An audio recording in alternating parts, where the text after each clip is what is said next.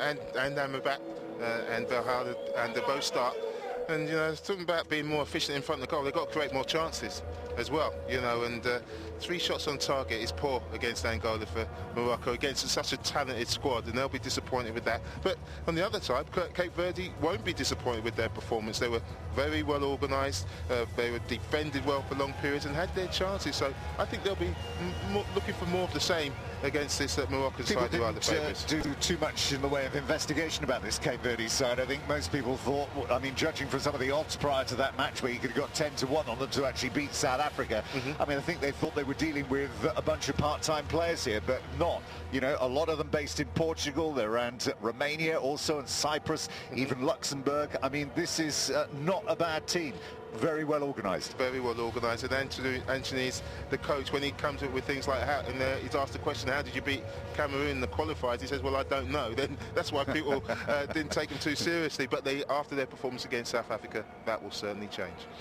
We will begin then, as ever, with the national anthems of both nations.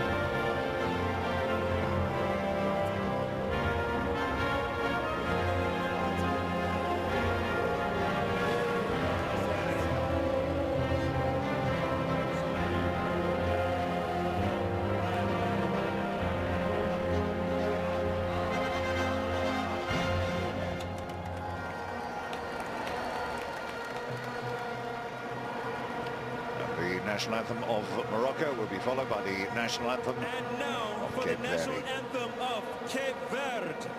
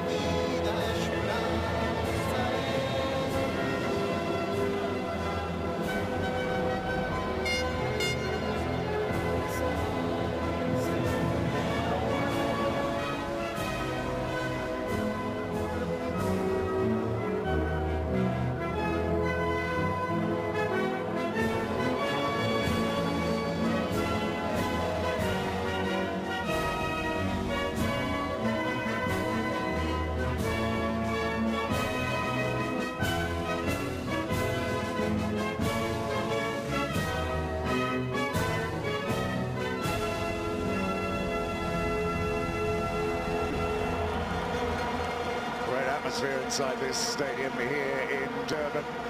A lot of people have been making a lot about the attendances here in the opening few days, but this is 3/4 and above full tonight, but it's the atmosphere they're creating inside.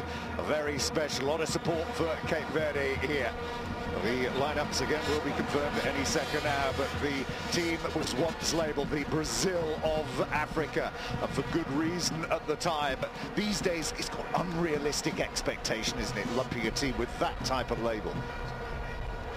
Yeah, that's absolutely right, Tim, and it's tough to live up to, and they found it difficult. But they have got quality, and they have got good players.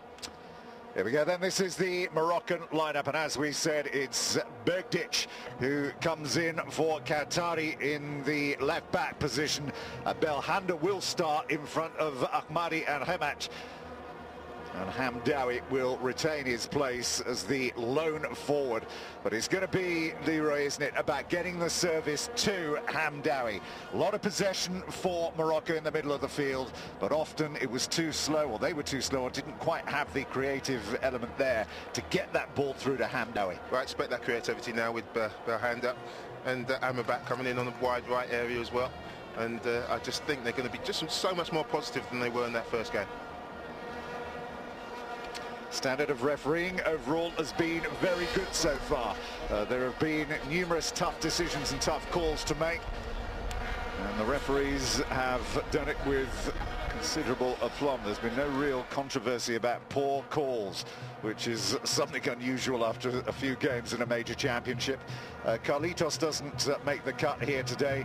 Neither does Helven Mendes-Graca. The number 20 is the figurehead up front. Platini had so many chances in that game against the South Africans. He will want to sharpen up his finishing skills. Yeah, that was the key. They had the best chances of the game, and they fell to him. Platini, who played well, I thought, but he'll be disappointed. He didn't take one, which he dragged wide, which was a fantastic chance. He'll be open to make amends today.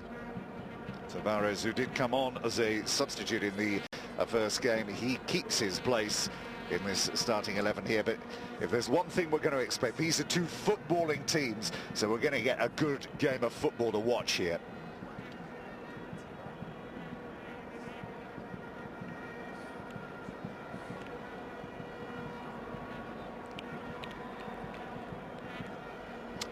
Lucio Antunes then, his day job, he's an air traffic controller, but he's on long-term sabbatical, so they've replaced him. Well, I'll tell you what, he's flying at the moment. He's can't believe what he's doing. I like that. It's good for me, but he is, and he's enjoying it. And that makes him very dangerous, because they seem to have a freedom about them, and they know they've got to try and go out and get a result. If they to do the unquestionable and qualify for the next round, they've got to get a positive result against Morocco, and I think they'll go for it. But it's 36 years since this great footballing nation of Morocco has lifted a Nations Cup. Guedes took the Arab Nations Cup a year ago. It reminded all what it was like to win a major tournament. Can they follow up then on the victory of South Africa earlier on today and put themselves in pole position? Leon Vrzina nearly playing himself into a problem there. Very nervous. His first touch was awful, wasn't it? Almost caught himself out. We're just so there that Morocco, they're going to play forward from the kick-off. They just put it in the corner and push forward. And I think that's what they want to do. They want to press high up the pitch and try and pressurise this Cape Verde side.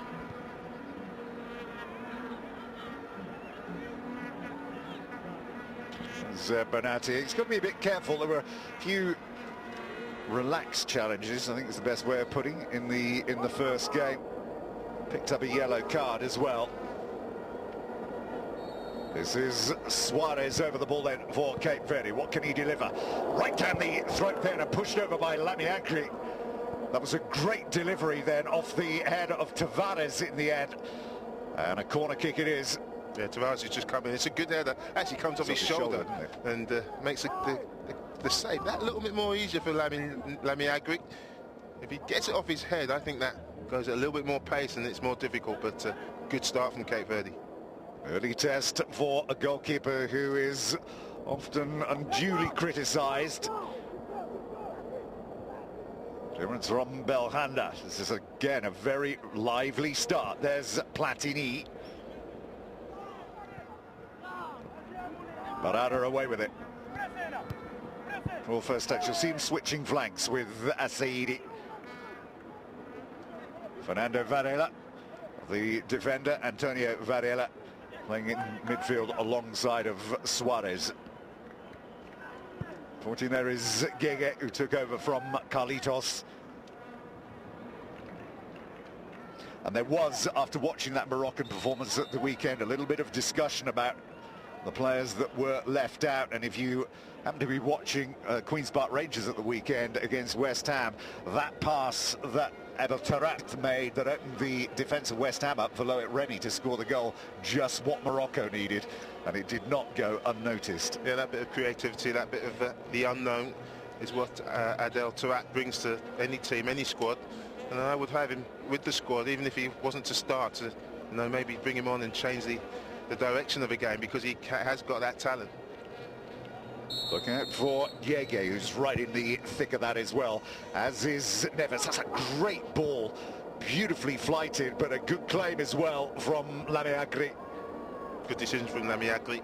As you said, good ball, maybe a little bit too high, but he was under pressure and elected to El Amadi, that's a sliding challenge then from Nivaldo, who's claiming he got the ball. There's a punch. There's a good two-fisted punch as well. Plenty of distance. I thought he did get the ball as well, and he did. It was a clean tackle. It's unfortunate to be penalised. Hamdawi is the lone forward up front for Morocco. It was Mendes Graca. Down the line by Gege again. Well, looked like a nice cushion touch first time out, but not quite then from Tavares. Yeah, it's unfortunate, but needs to hold on, get hold of that ball, take another touch.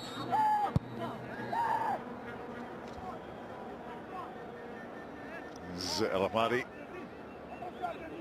played with the Dutch youth team early on in his career. Did Amadi, was actually born in Enschede. It was Lambert's first signing for Villa. I wonder whether he had that game piped through to him last night. I'm sure he did.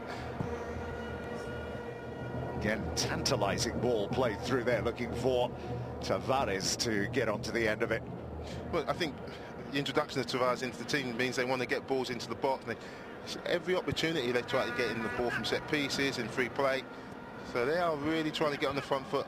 Shakir, pace of this game is unsettling. It's unnerving for Morocco. They like to play at a much more relaxed tempo. They're having to absorb plenty of pressure here in the opening stages.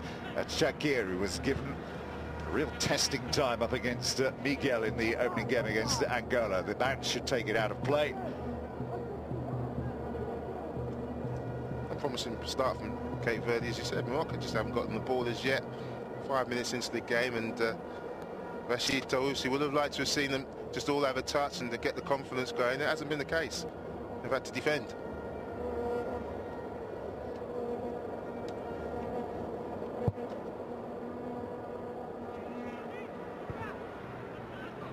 And not even bothering to jump that time, Belhanda. Wonder whether or not some of the headlines about potential moves, of course the move to Fenerbahce broke down for him just a couple of days ago, and the rumours now that he's getting interest from Serie A and Italy, Juventus in particular. This is Begdic off of Asaidi's ball. Begdic, Hamdawi waiting for the delivery. Begdic with a lovely little cut back to the edge of the penalty area. Thought Ahmadi might have been there. 11 there is Tavares. Very, very strong play. So difficult to get the ball off. Certainly is. He's big, he's powerful, and he looks like he's going to just be a real handful. Just coming back to that run from Berdic, it was an excellent run. We expected him just to take a touch and get it in the box, but what he did, he took the fullback right out of the game. I wanted him to take another touch into the box instead of pass it off to bring another defender towards him, but it wasn't to be. But he was very sharp down that left-hand side.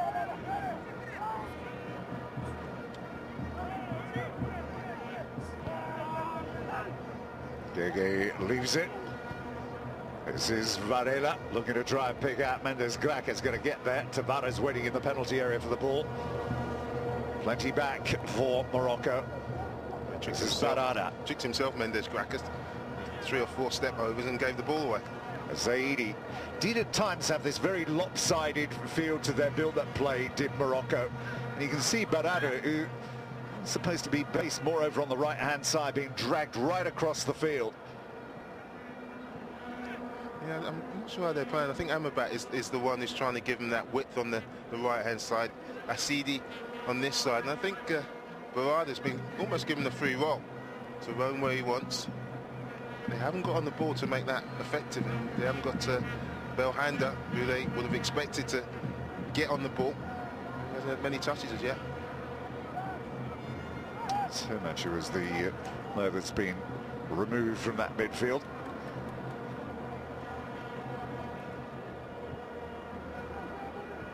Zadua.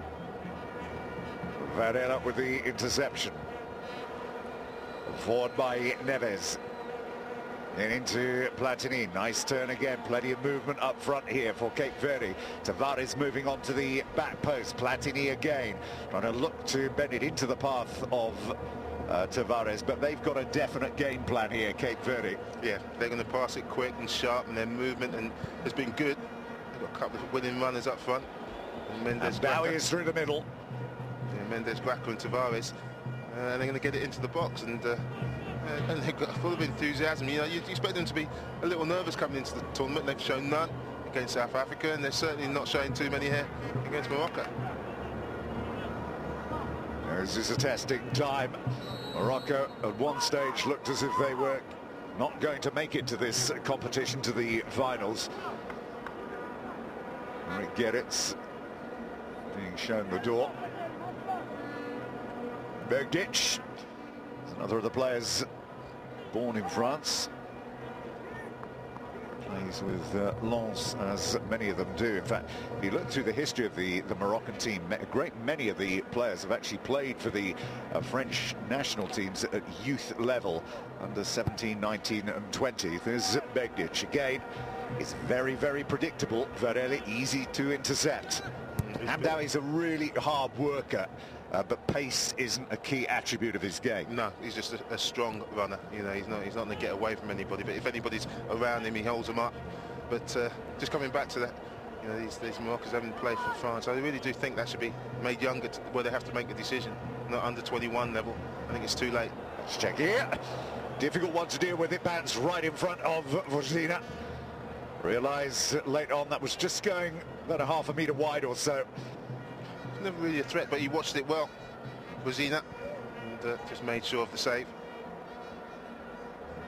He's only called up for the Cameroon game to replace Fock. This is Barada. That's a great challenge from Varela. Really was, and follows it up again. He did look favourite there, Fernando Varela. It looked like Barada got past him, but it was a well-timed tackle, and it had to be perfect. And the follow-up puts it out of play. Plays his football with Vaslui in Romania. There's Barada.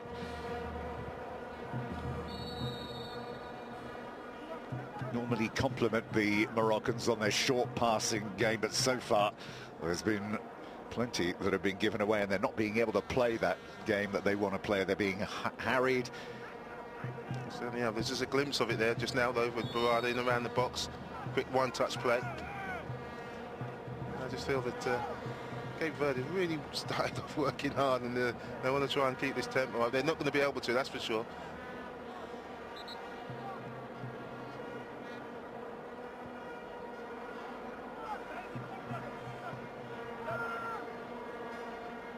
This is Fernando Varela. Hamdawi up to him. Suarez back to Neves. Nivaldo, you can see him just disappearing down the line there. 3 here is Varela.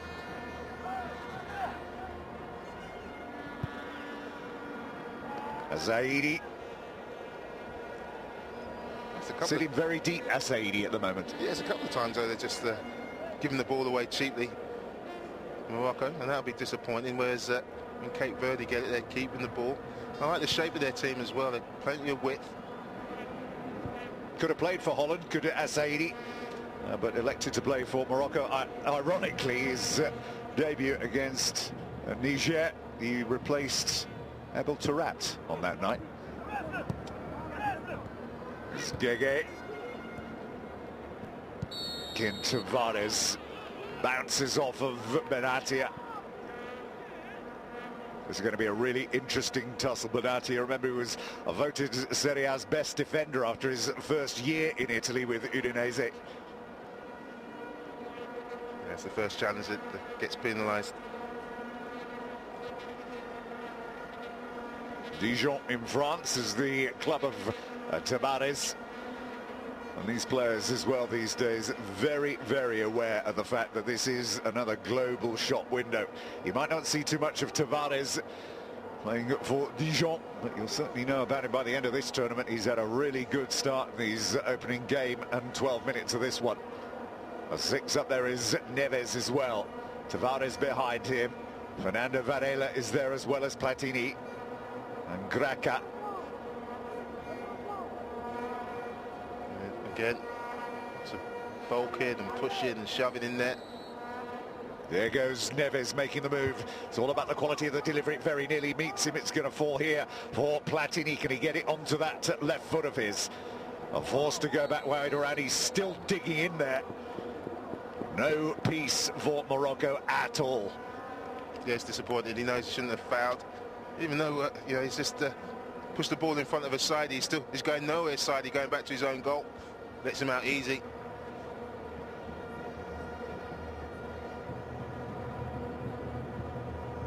Constantly encouraging his team. Tunis born in Praia, which is in Cape Verde.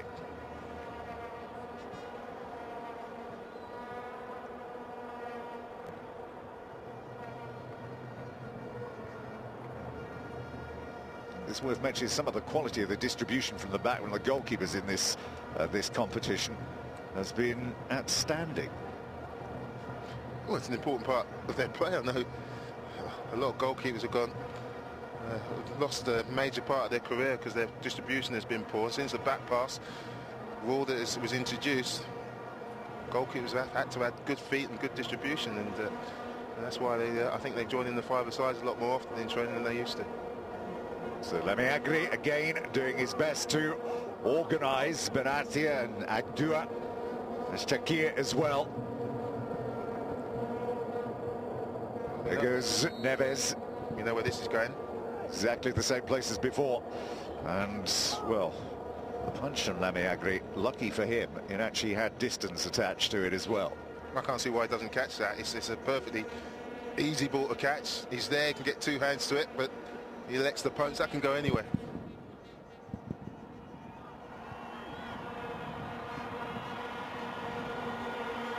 This is Barada. Barely seen Saidi in possession of the ball over the halfway line. Belhanda, well, has barely been mentioned. Saidi. This is Barada. Switching plays to Ashtakir. He'll shoot if he gets within range. Decent striker of the ball from distances around 20-25 metres out. Yeah, good pressure though. Again from Cape Verde, working ever so hard, but they're strong and powerful in the tackle as well, and at the moment Morocco aren't dealing with it too well. Zaadua probably knows some of these players of Cape Verde because he played in Portugal with Guimarães before moving back to France.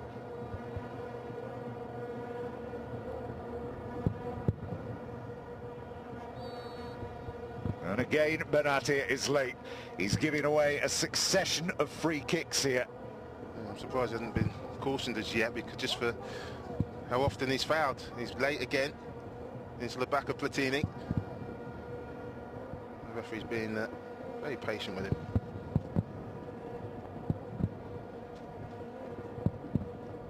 Quarter of an hour gone. And Morocco being forced to absorb considerable pressure here in Durban. Yeah, I just wonder now if they'll go for the shot. I know it's a long way out, but he hasn't got the angle to try and get it into the box. And with the punch from Lemiagri just now, I wouldn't be surprised if they elected just to test him. Well, what you should get is somebody following up on this, just in case Lemiagri actually fumbles the ball. Discussions again between Neves. Blanco leaves it. Neves gets it stuck. Well, there would have been an offside there anyway. Lemiagri. It's a poor effort, but it turned into a good pass to... Ooh, Belanda's had it taken away from him. And Disgraca's up alongside him, and that was an expensive strike from there. He really could have done better than that.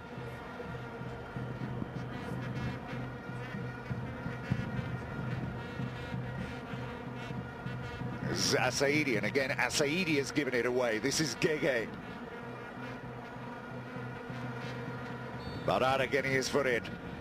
El Ahmadi, who's a real competitor in the middle of the field, just hasn't got close to anything just yet.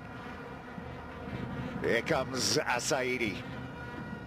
Again, always just has to cut inside onto that right foot of his. See, Begdic had gone on the overlap, but he just strayed a little too quickly. And he's offside. They just can't get going, can they, Morocco? They can't deal with the pressure and the power of the Cape Verde side. Again, Verdic is impatient. Needs to hold his run.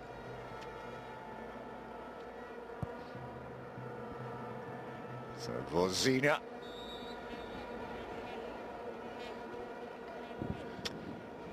Well, every time they get a ball played up to them at height and there's a challenge, they're giving away a free kick.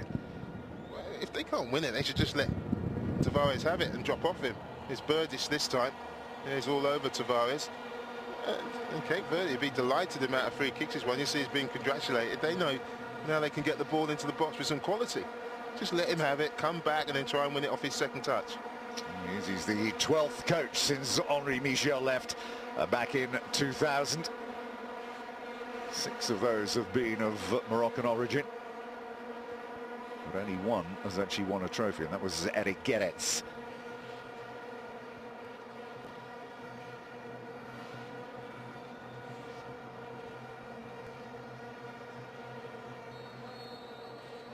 So you can see Fernando Varela at the back post. Neves is in there as well. All over the place there. Gege came off his shoulder. Now Belhanda's got it. What can they do here? Looking to try and get it out for El Hamadi. But again, the player's going to have to come back.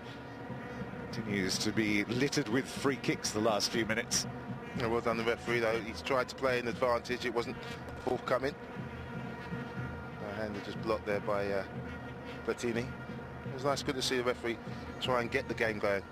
Bergic to Barada. There's Adua, Benatia, Shakir. This is Belhanda. This is Amrabat. Can he get the ball in? He can toward that near post off of Neves. But therein lies the problem when that ball comes in. There's Hamdawi and a line of 4 defenders. Absolutely, and Neves took up a great position at the near post. Tavares getting a kick in the face. Again, Morocco trying to win it when it's not there to be won and giving away a free kick. Shakir this time. Impressed with Tavares. The positions he takes up when they lose the ball, when they win the ball, so at the back, he's always available. And he's prepared to take the kicks and the bruises and the bumps to his side. Fernando Varela. Platini, who's been busy as ever again. Rivaldo and Babanco there. Nice first time. Sweeps it in, but they've got a free kick again. Right on the edge of the penalty area. Yeah, yellow card to Shakir. It's no surprise how many fouls have they given away in this first 20 minutes or so, and it was Shakir. He's committed the last 2, so he's got the yellow card, but it could have been any one of their back 4.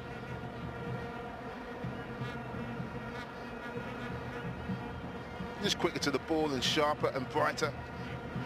I'm sure he gets a part of the ball. That's about another half a metre further on, and that's a penalty kick, isn't it? Yeah, I mean, he does get part of the ball, but he certainly takes a man as well. That's why he's looking a little bit perplexed. But this is certainly within shooting distance. 4 players having a discussion there. Suarez is leading the debate on who's about to take. Lamy Agri organising that wall in front of him. Making sure it's set to his particular set of standards. I don't know why they don't get a defender to line the wall up. I hate it when keepers do that. They should be all ready and set and let one of the defenders just turn around and line it up on the post. It's going to be Mendes Greca who is going to take this, the number 20. Is he going to go over the top or underneath if the wall jumps? Nervous moments here for Lamy Agri. The best chance so far. Here he comes, Mendes Greca, right through the wall. That's a good save, that from Lamy Agri. Really is. He couldn't have seen that until late on, and his reactions were razor sharp.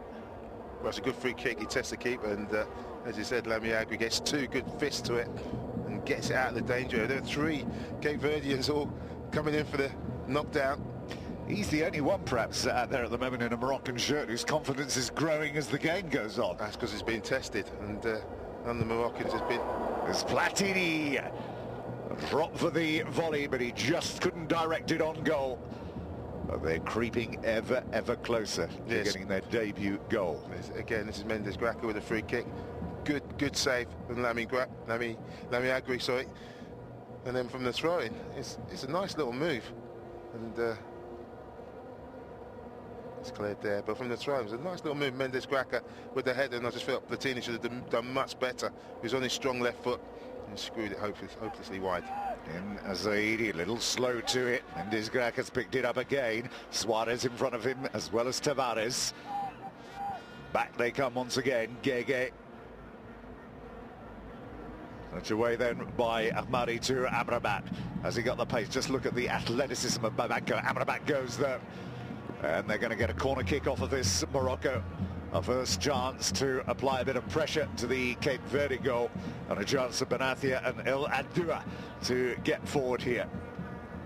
Yeah, it's a good steal from Amrabat, and he's still under pressure though. Brankner never gives up, and it's a good block. But first time we've seen Amrabat really run at this back four.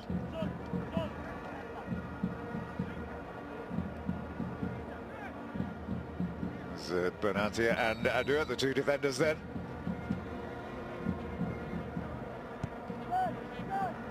And it was going towards Hamdawi. I don't think Hamdawi's actually touched the ball yet in this game. Unfortunate first touch there from Mendes Gracker. If he could have pulled it under control, they had a real opportunity with a 2-on-1 there.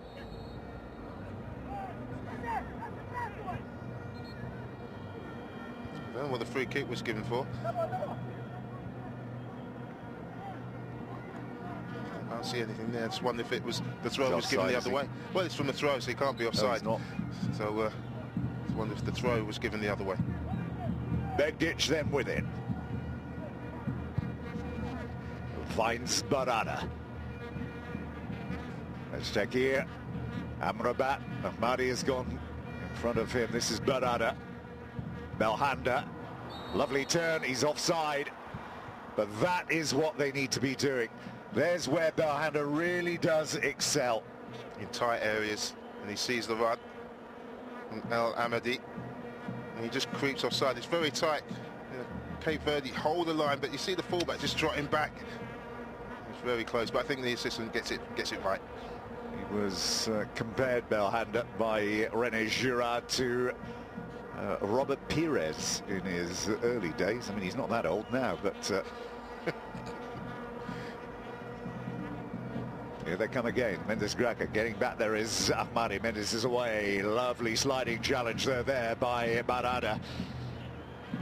Hamdawi waited too long on that. Varela stole it away.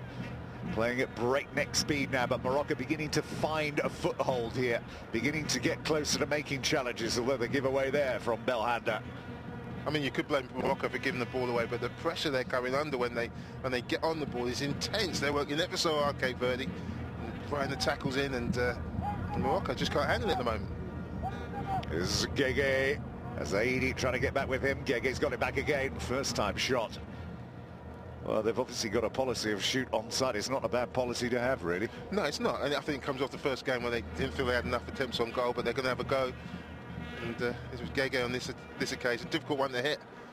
But that isn't offside. There's Amrabat. But again, held up there by Neves. Played all over Portugal, Qatar, Tunisia, Czech Republic. He's with Chartres in Ligue 2. She picked up a Player of the Year award with when he was in Tunisia. There's Neves. Well, they're good athletes. They look, you know, the population was 500,000. Yeah, 500,000. It's incredible, you know, to be doing so well. But, I did see the list of players that they could have had should they have chosen to play for Cape Verde, which included Nani. Oh, really? Yeah. And in days gone by, Henrik Larsson, whose father was from Cape Verde. Well, those are the quality of players that they could have. I'm sure that in years to come they're going to get better quality players, and with this organisation and the application they're showing, they're only going to get better. Suarez.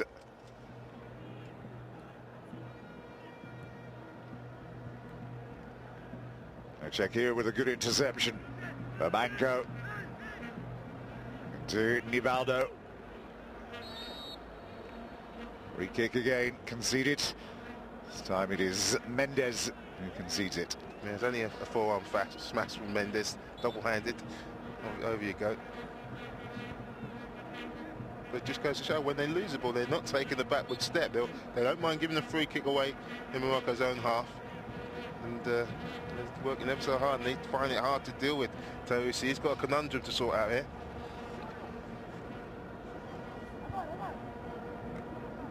coach knows plenty of success. Has coached at youth level as well, so he's clearly able to identify the best youth talent coming through as well. There's been a few changes in the Moroccan squad. There's Belhanda, but again, what a spectacular interception. Antonio Varela. And Sparta Rotterdam is Antonio Varela after he came through the academy at RKC.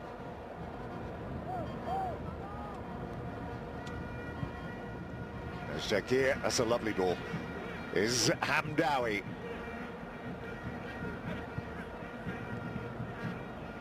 Barada running into trouble again. There's no free kick this time. Barada stay down.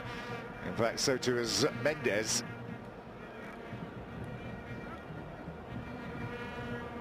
Yeah, just ran away from him, but Barada.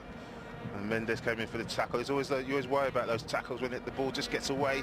He's desperate to get it back. Yeah, just the studs there from Mendes on the knee of Barada. Just look at it there. He's going for the ball. That'll be painful.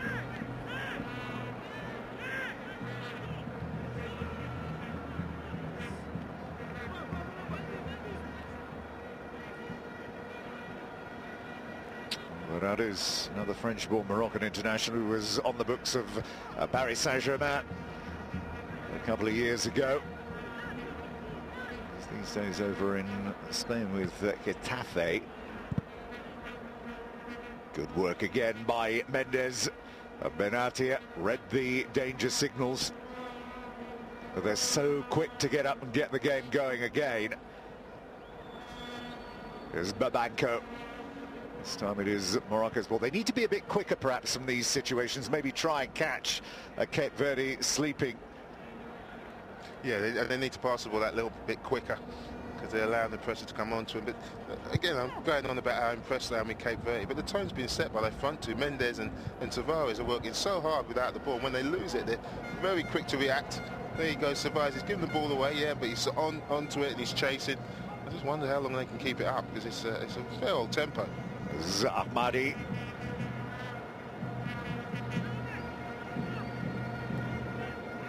It's a tempo very similar that we saw the Zambians play the other night, but Renat, the Zambian coach, is known as something of a really hard taskmaster in the physical department. Really does make his teams work hard on their physical fitness. This, though, is Platini waiting for Gege to get on the overlap, and Baradi's there right on the line. And again, he's just a little too over-physical. Yeah, and he doesn't need to be. He's got him where he wants to. Barada does very well to keep the ball in, but he's going nowhere. He definitely keeps it in. And he just leans on him there. Gives him the opportunity to go down, and Barada takes it.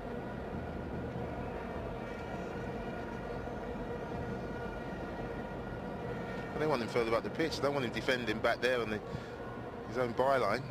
They need him. And Belhanda to get on the ball. Varela. Tavares trying to hold the line. Picked off this time. Well, just look at the position that Hamdawi is picking up possession of the ball in, and he's their lone forward, and he's on the halfway line. When he turns and looks up, there was Saidi, and that was about it in front of him. That's what will happen as a front player, as a creative player. You don't get touches of the ball, so you'll go deeper and deeper and deeper to get on the ball, and when you do, you're really ineffective. There's the coach in the back. Well, he was on the pitch when the throw was taken. Yeah, it's illegal.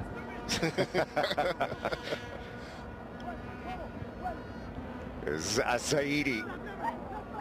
It's failed really to make the cut in the Premier League.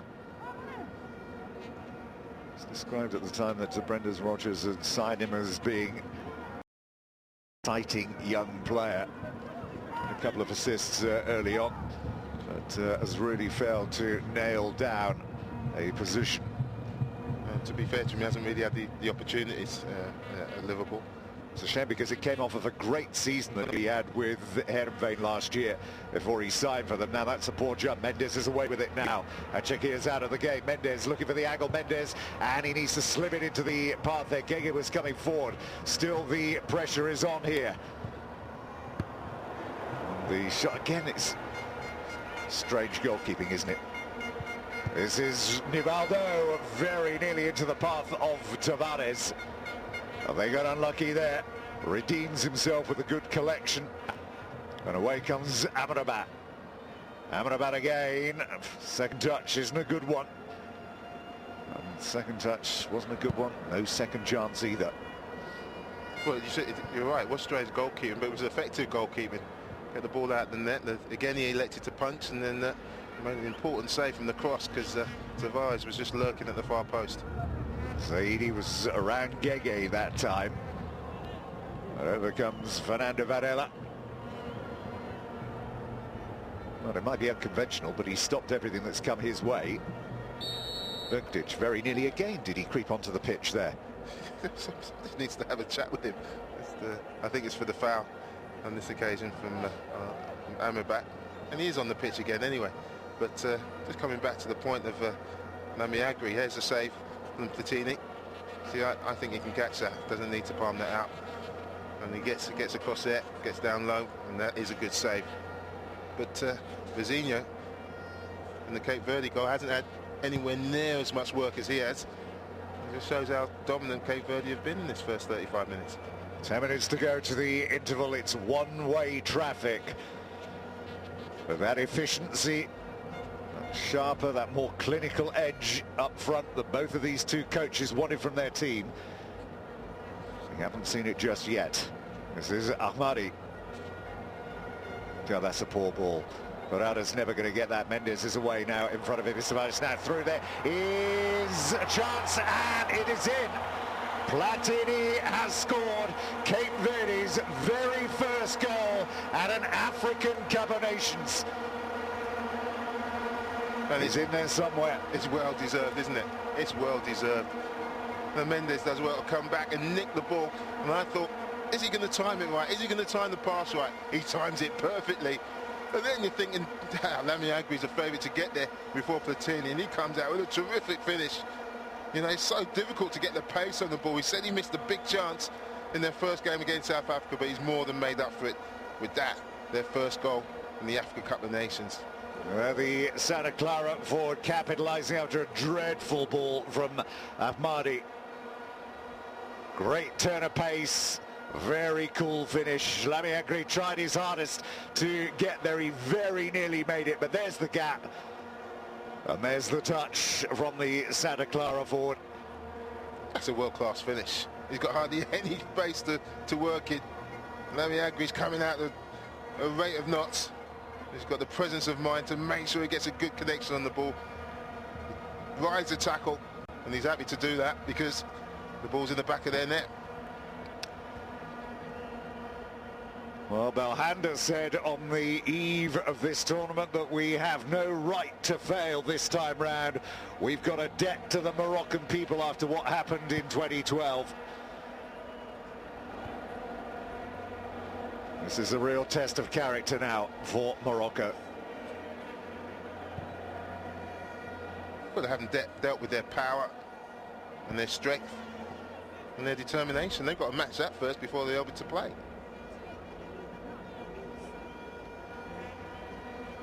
Check here with the throw. Easy there for Nivaldo. Free kick goes Morocco's way. Baradi is the player who was challenged and fouled, and the first yellow card of the match for the forward, Mendes. I have to be honest, I'm not sure what that was for. He was saying, look, it's my first challenge. It's not his first challenge, it's his first foul. I'd say that. He's put himself about, hasn't he? First, he really has put himself challenge. Yeah. And there's have another look at it. No, it's There's his arm up. Yeah. Now, there are a number of good strikers of the ball in this Moroccan team. This would be a very good time for one of them to step forward and show what they're capable of producing.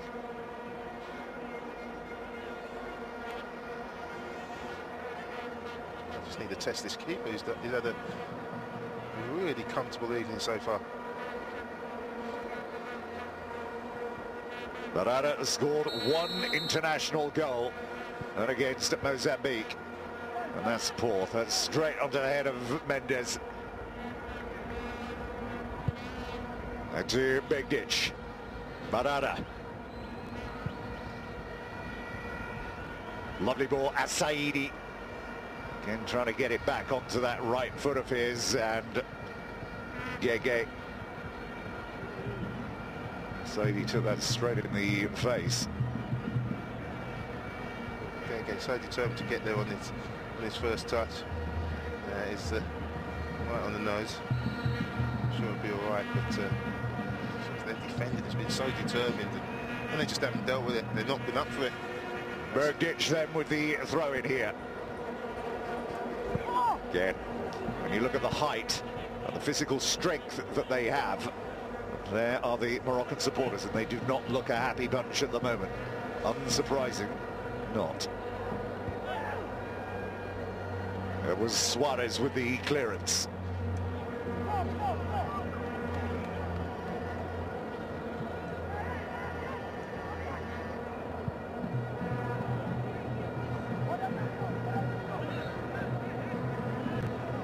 As we said, he's won plenty as a coach at club level. Maghreb Defence took them to a double back in 2011. He won the CAF Confederations Cup, the CAF Super Cup. Yeah, Tunis inside Esperance, that was. We're certainly expecting more from Belhanda, haven't we? All he's done is give away free kicks. He's got hold of the shirt hair. That's why he gives away another free kick. He sums up the Moroccan performance. It's been frustrating. Well, he's got the capability to score as well. I mean, he got 12 goals in the title season of Montpellier's last year, but found it much more difficult. Got the winner against Niger a year ago, and that was his last goal for the international team as Lamiakri catches the ball. I was expecting a punch here, but no, he's... Achakir, good run now. Can he get it through to Amrabat?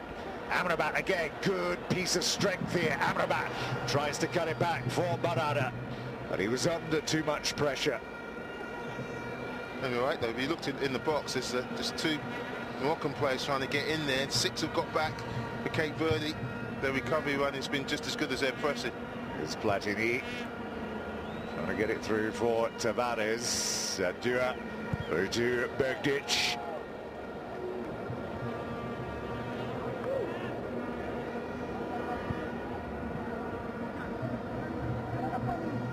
Gege then with the throw-in. I think Morocco just want to get in at half-time and keep it at 1-0. It's on the balance of play, could easily have been worse than this for them.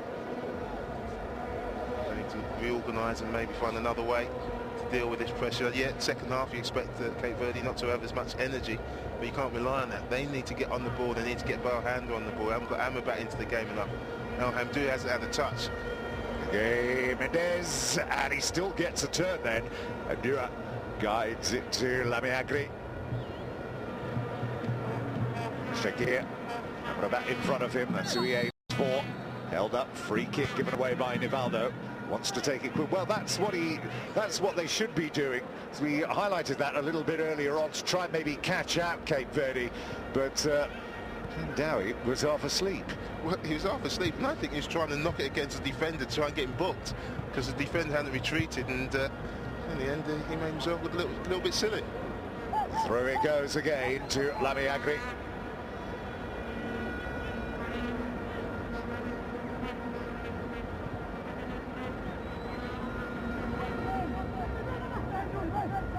It's Barada.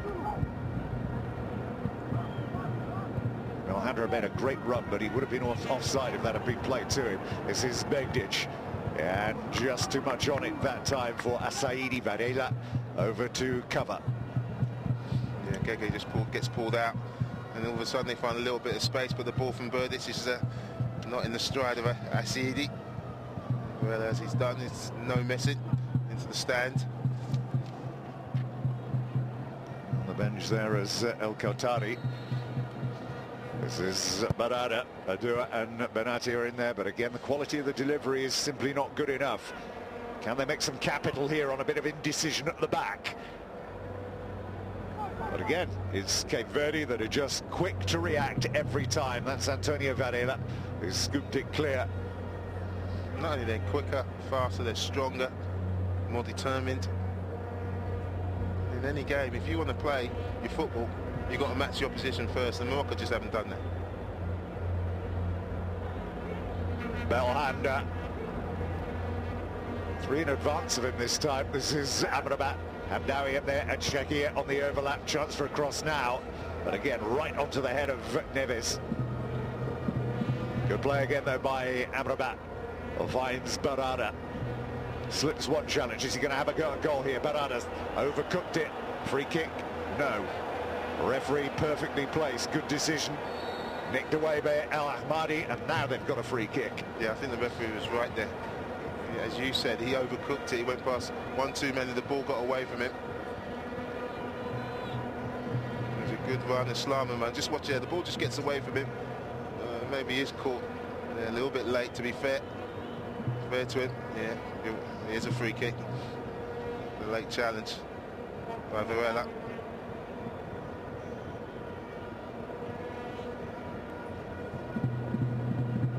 And the distance is just against Ahmadi, standing over the ball. It'll be a massive boost for Morocco if they can get on even terms.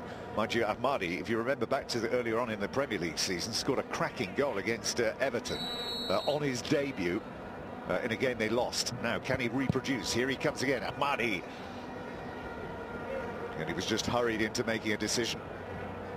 The final few seconds, there should be very little, if any, stoppage time at the end of the first half. It really has whipped along at a real pace. Arada's got it back again. Now they've got Hamdawi.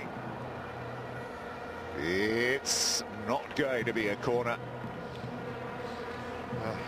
Hamdawi elected to take the shot, and Barada's on. If a little backflip there, I wonder if he got the shout. It's a lovely run from Barada. Just a back heel there. He takes a shot on. It's good defending and good goalkeeping to stop the corner as well from Vozinha. Well, then again, that was Barada who's come much more into the game in the second part of this first half. Zaidi just seemed to spend at times, doesn't he, a little bit too long deciding what he wants to do with it.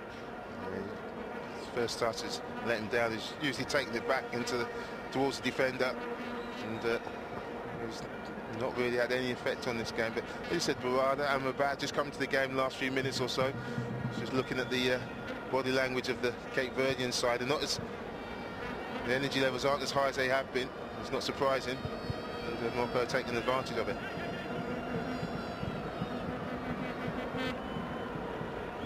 This is Barada. Saidi.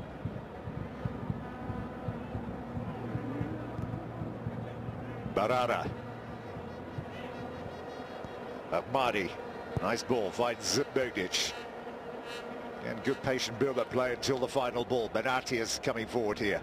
He's lost out. Now they've got to be careful they don't fall foul to the counter-attack here. Not with the ball like that, they won't. Well, they didn't. Both their front players working so hard they got back into midfield areas. So Babanko had nothing to hit, and that's why he's put the ball out. And need to get back up front.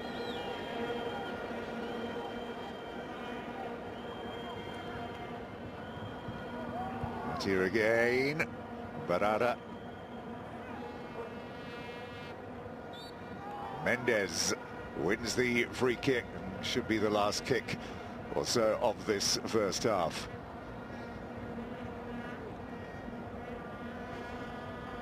Well, Cape Verde have to be delighted with their first half performance. Show no fear, but lots of ability. And there it is, the half-time whistle goes, and Cape Verde are leading Morocco by a 1-0. The goal scored by Platini, and they have deserved their lead here at half-time. The only thing that might irritate them is the fact they've not made more out of the possession and the dominance that they've had, which has been all but total in this first half. Morocco have got a huge problem to overcome here. They have rarely been involved in this game. They've got to find a way through. There's plenty of questions that need answered. We're going to take a short commercial break. When we come back, we'll look back over what's been a really good first half performance by Cape Verde. They lead here by 1-0. So who can take the heat? It's meltdown in Melbourne as the struggle for supremacy of the court continues with the semi-finals of Grand Slam #1. So close to the prize, and yet still so far.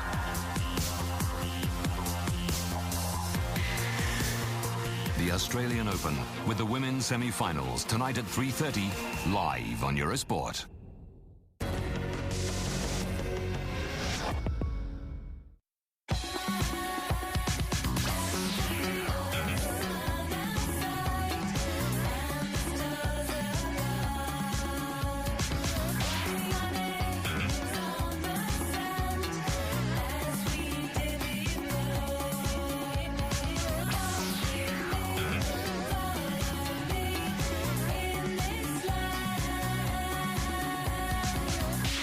Durban, South Africa's sports and events capital. Hey, happy birthday! Let's take a picture. Come on, just one smile.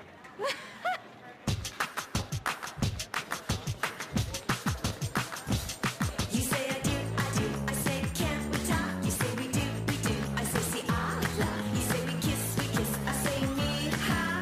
We do, we do what we do. Come on in, make yourself at home. Samsung Galaxy Note 2. Be creative. When we launched the GT Academy and trained a video gamer into a competitive racer, they were skeptical. But Nissan drove Lucas Ordonez from his sofa to become the 2011 Intercontinental Le Mans Cup champion. You think this is crazy? Nissan Performance has so much more to amaze you with. Return to your seat, fasten your seatbelt, and check our website, nissan.eu/live. Dealing with the challenges ahead requires focus, concentration, and a will to succeed. The International University Sports Federation, representing 163 countries, promotes sports values in tune with the academic spirit. Thousands of students from around the world participate in the events it organizes. And what do they learn? Friendship, integrity, cooperation, and achievement. The International University Sports Federation. Excellence in mind and body. Eurosport Player is the multi-screen service of the Eurosport channels. With Eurosport Player, watch Eurosport and Eurosport 2 live on computer, smartphone and tablet through a single subscription. Watch your favorite events through the catch-up service. Also enjoy exclusive content through the bonus channels. Watch up to 7 tennis courts simultaneously and follow your favorite players. Eurosport Player. All sports, all emotions. With MoneyGram, you can transfer cash across the globe in minutes. MoneyGram, bringing you closer. Enter to win Brussels Airlines flights to Africa at moneygram.eurosports.com.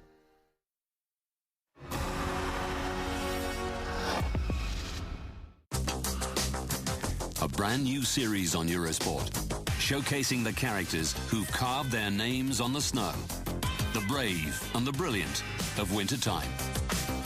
We may know them as athletes. Now meet the personalities and see just what makes them tick.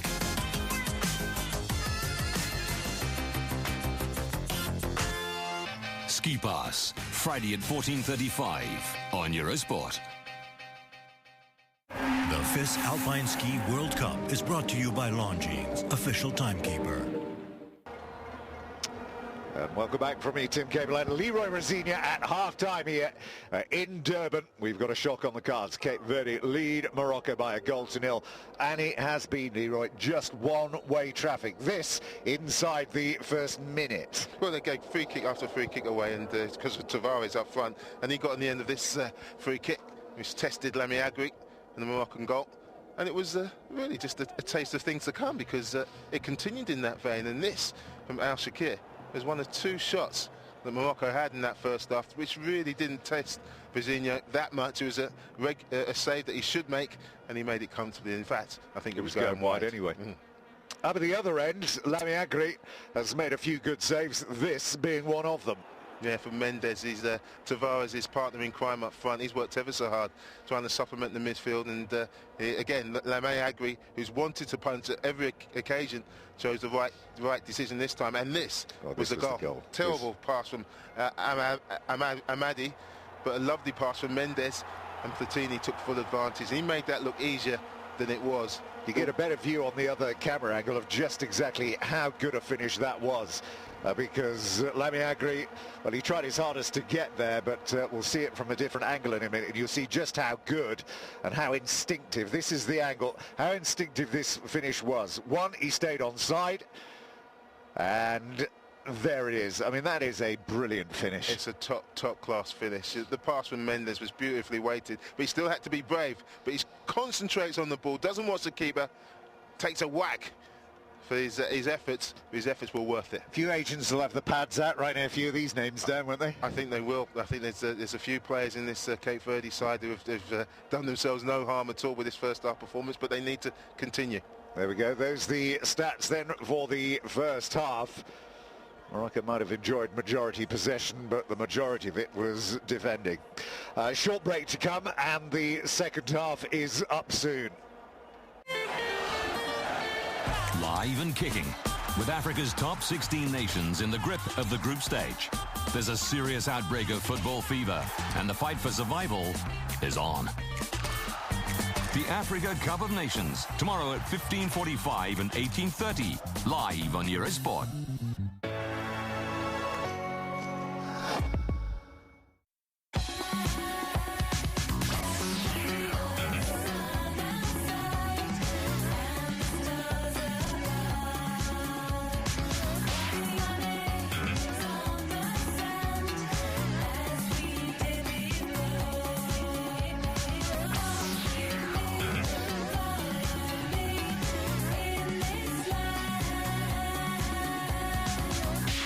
Durban, South Africa's sports and events capital. What if you could drive the future today and switch on the air conditioning remotely? What if you could drive with zero emissions and you never had to stop for petrol again, ever? What if your everyday car was an electric car? And what if one day it could power your house? The Nissan Leaf. Innovation that excites.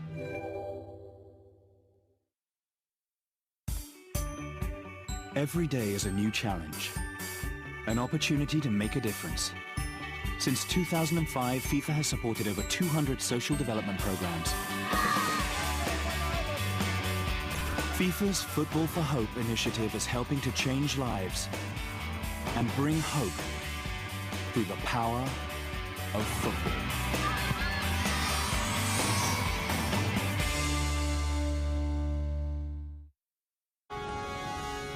Follow the score of your favorite team live and find the latest results and features with Eurosport's Live Score.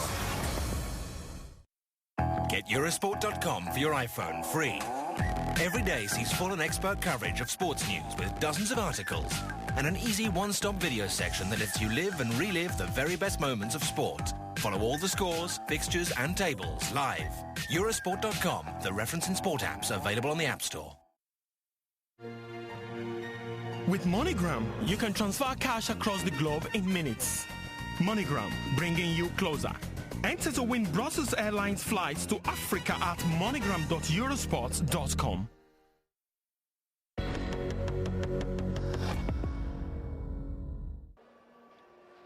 Welcome back then from me, Tim Capel, and Leroy Rosinia. Half-time here. It is Cape Verde who lead Morocco by 1-0. The goal scored by Platini.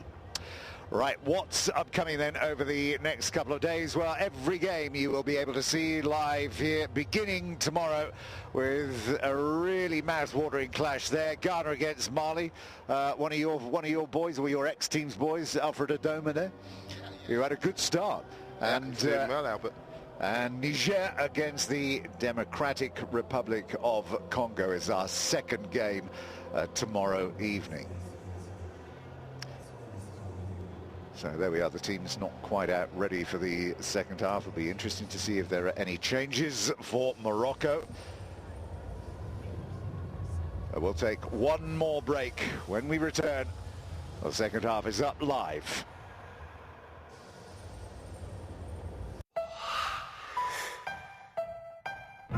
For pure class, you can't beat the Wednesday selection. Whether it's on the fairways with the major tours in golf, with the horses and riders in the best of equestrian sport, or battling the oceans with the most gifted names in sailing. It's all here on Eurosport's Wednesday selection. Every Wednesday night, pure class. The Wednesday selection, brought to you by Rolex.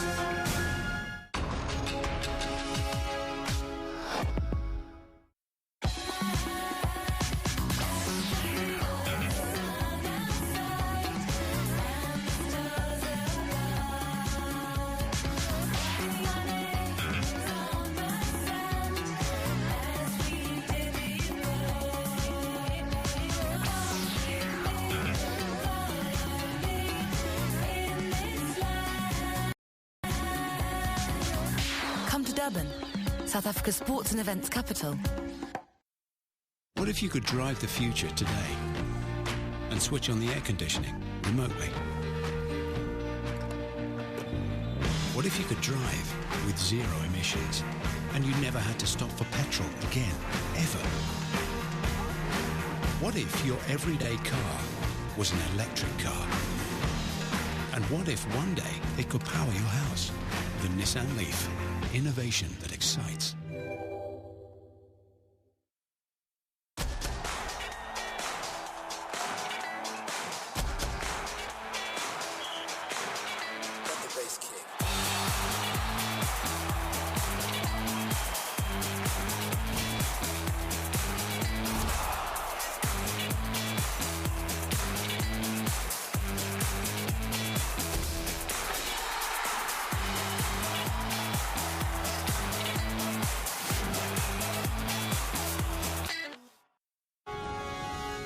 Follow the score of your favorite team live and find the latest results and features with Eurosport's Live Score. Get Eurosport.com for your iPhone free. Every day sees full and expert coverage of sports news with dozens of articles and an easy one-stop video section that lets you live and relive the very best moments of sport. Follow all the scores, fixtures and tables live. Eurosport.com, the reference and sport apps available on the App Store. With MoneyGram, you can transfer cash across the globe in minutes. MoneyGram, bringing you closer. Enter to win Brussels Airlines flights to Africa at moneygram.eurosports.com.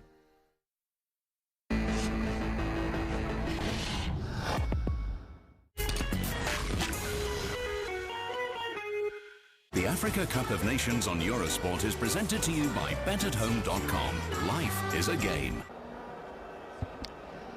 Welcome back then from me, Tim Capel, and Leroy Rosinia here in Durban. The half-time score. It is Cape Verde who lead Morocco by 1-0, and there is the goal scorer. You'd have loved your parents for giving you a name like that, wouldn't you? Well, it would have brought me under a bit of pressure. And, I was just thinking that the goal he scored, I think Michel would have been absolutely delighted with, because it was a top quality finish.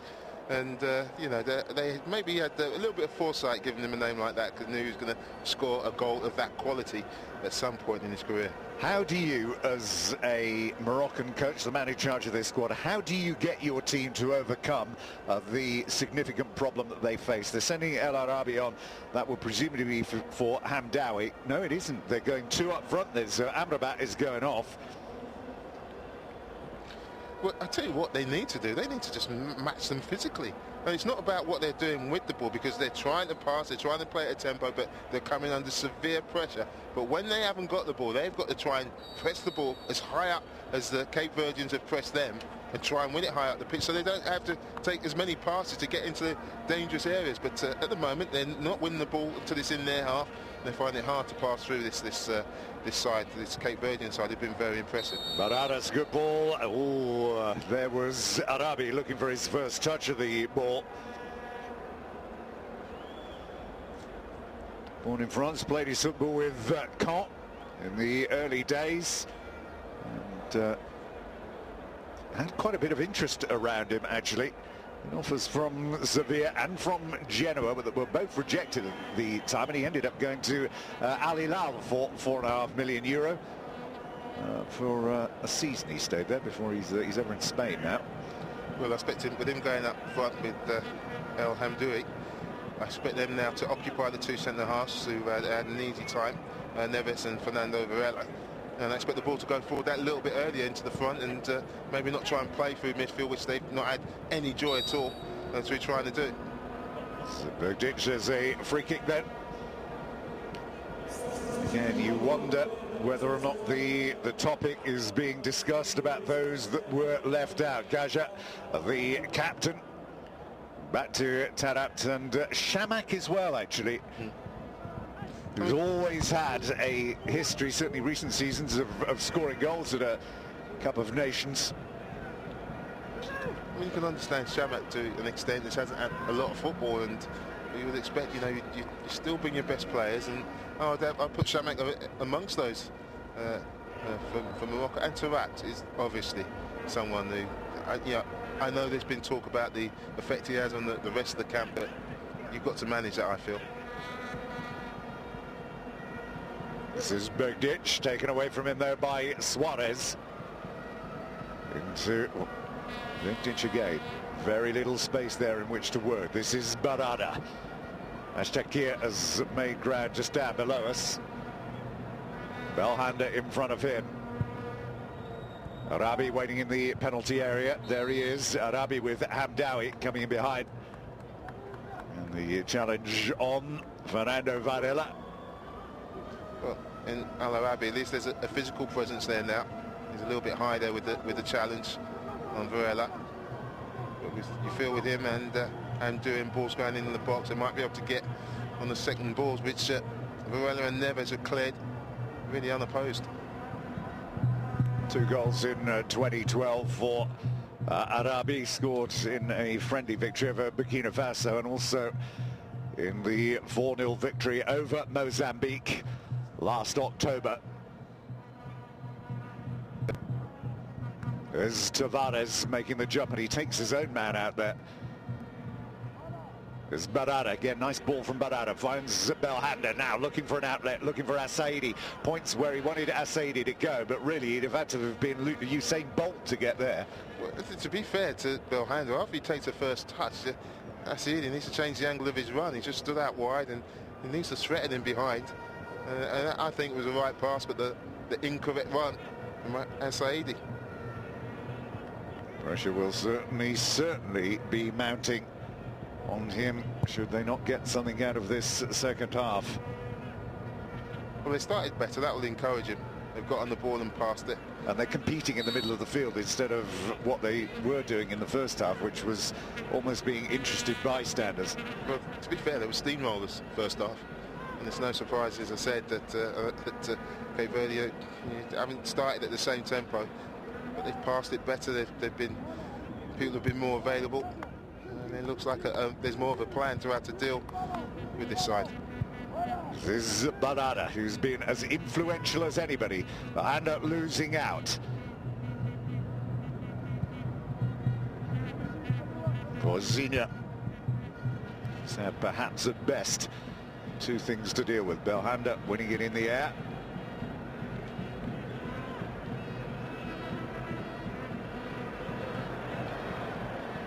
Well, Zinia under pressure from Arabi. Might have conceded a free kick, but at least he's let him know that he's there. Exactly, he's set the tone, hasn't he? He's not going to let him get away with things easy. It's a little foul, but he's come out on the front foot, El Arabi, and he wants to make an impression.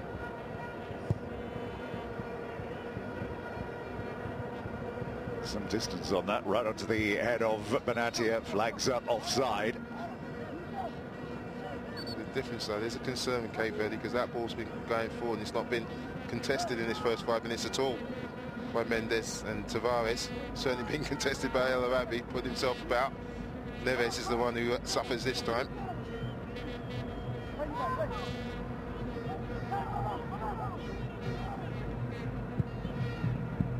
Neves looking for Tavares. Begdic is with him. He's allowed him to turn there, Begdic, but it's El Adua. Sends it clear, but only onto the head of Fernando Varela. Looking for Platini. Berardi picks it up again. This is Ahmadi. And again, he doesn't do his teammate an awful lot of good there, apart from put him under pressure. And there's another free kick given away. Terrible pass from Ahmadi. He can turn out and find someone in space. We just gave it to Berardi, who's good, surrounded by 3 players. And in the end, Berardi has to give away a free kick.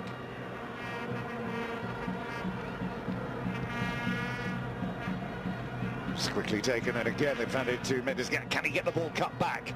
There's Neves in at the near post. And little injection of pace, just catching the Moroccans out, Begdic in particular. Neves back there once more. Tavares has got to stay on side, as to did Begdic. Is Varela. Varela's a good ball in there by Varela. And then flinging himself at the near post is Neves. The 2 centre-halves combining well. Don't really work hard enough to stop the cross. And there's Neves, ball just behind him, always difficult to get on target.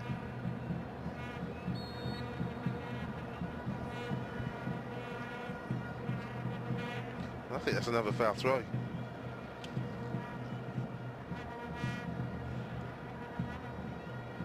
Well, Amdawi, who's had his moments. Remember, he was bought by Tottenham. He signed for them from Excelsior. Immediately loaned out to Derby, didn't really make it there, and then there was the big fallout with Ajax, which meant he spent a year on the sidelines before being rescued by Fiorentina. He's got 3 goals in Serie A this season. How Tavares got that free kick, I don't know. He's just pushed Al-Shakir off the ball, and the referee's giving him the free kick. I don't know what he saw.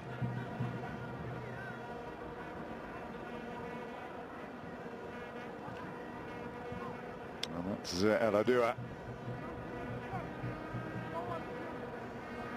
And this is Nivaldo. Time to turn for Babenco, and again Lamy Agri electing to punch. He again gets fortunate. He'll tell you he's aimed to play that way, but really it surely would have been safer to catch and maintain possession. No one there. Yeah, Tavares, a good couple of yards off him. Just catch it and get your team in good possession.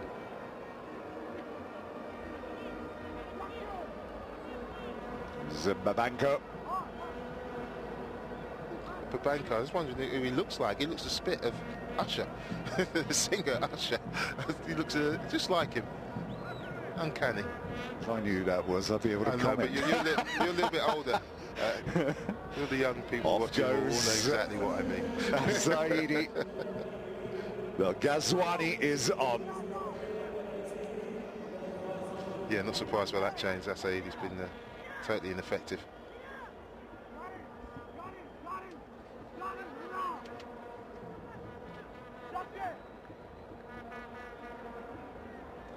Immediate defending to do here. Babenco will keep an eye on Tavares. Not only him, Gege is there as well. Fernando Varela and Gege both moving in there toward this ball, and it was Varela in the end. I'm surprised he got his head in it, to be honest. I thought Amdoui had it. He took up a good defensive position. As that ball just dropped, he just seemed to take his eye off it, Amdoui, and Varela got a head on it, which he knew little about, could have ended up anywhere.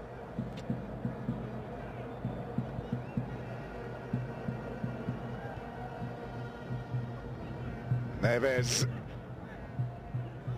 into Tavares, looking for Mendes. Tavares is in the penalty area now. Maria Platini.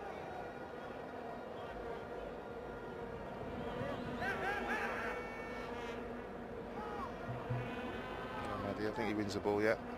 Stabs on the toe of Platini, which will be painful, but it wasn't a foul. Accidental. Platini. Oh, how cutely done was that? Yeah, he's clever and he's bright, and when he gets on the ball, I like it because he tries to make things happen, and he's full of confidence as well after his goal. More potential problems here then for the Moroccans. Looking for a better angle. Babanka back to Mendes. Gege has stayed forward for this. And again, kept pushed out. Better defending that from the Moroccans. Tavares is complaining. Thinks it's a corner kick. Might be right. I think Tavares might just he's been overruled there. Yeah, just headed it onto the head of Adua. Let's watch it here. Does he head it onto him? Yeah, the referee's absolutely right. No, I don't expect him to do it short. That didn't quite work out how they expected. There were two out there for the short one, so yeah, they'll drag two out there, but I expect this to come into the box. They've got some big lads in there. Tavares moving toward the near post. Lamy Agri constantly cajoling his defenders. Zeladua, who's got this significant job to try and keep a lock on these two. Tavares and Neves. Neves moving in toward the near post. It's aimed toward him, doesn't get it. Now the break is on here. This is Belghazouani.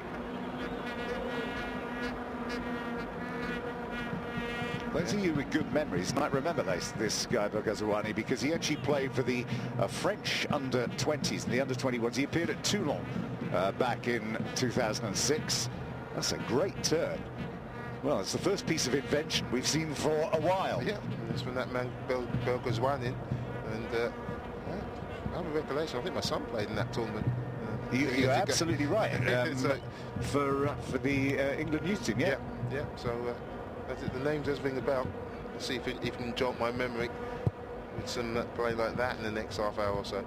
Well, it was a strange one because he's gone there and back again, because he actually debuted for the under-17s for Morocco back in 2004 before making the switch and then coming back again.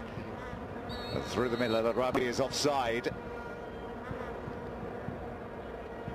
I know he's offside, but at least El Arabi's threatening that space in behind that back four. Didn't do too often in the first half. I think he's onside. Neves might just be playing him onside. He does well to stay onside, and he's very tight.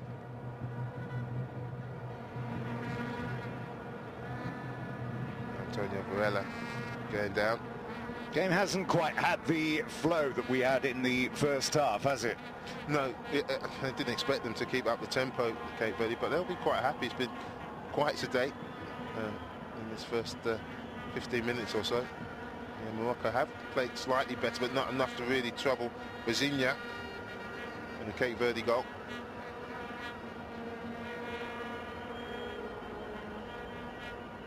Does he swallow his tongue there? He's just winded himself, I think, and just a jolt. It's good to continue is Antonio Varela, which is good news for Cape Verde. He's been strong in that midfield, hasn't he? Oh, very. That's a strong header from Benatia, though. Back onto Neves. Lovely little turn there by Mendes. El Amadi has got some ground to make out. Tavares is in there. Benatia was back, though, to make the interception. Again, Mendes. It's very impressive in his play. Time he drops in midfield, he turns. He didn't have a lot of space to turn, but he made space. The Banco, Moroccan ball. Barada take it, it's left for Ashtakia into Benatia. Belhanda. Platini. Tavares clipped from behind by Benatia. Has he been booked yet, Benatia? Well, you're beginning to think he should be for the number of free kicks like that he's given away. Absolutely.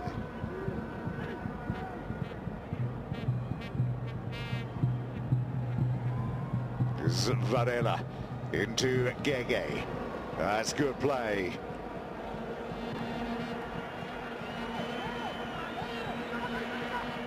This is El Arabi.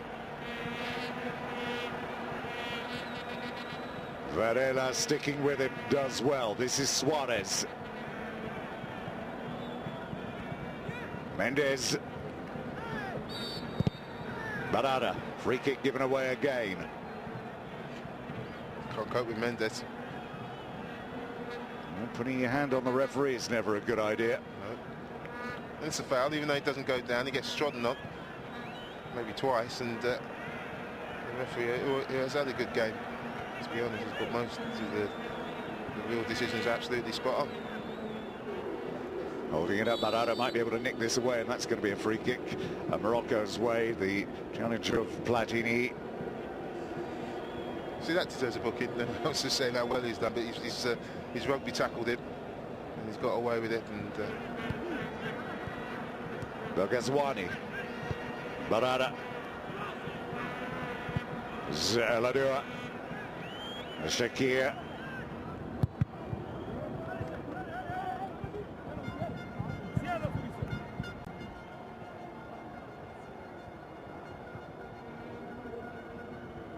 Belhanda.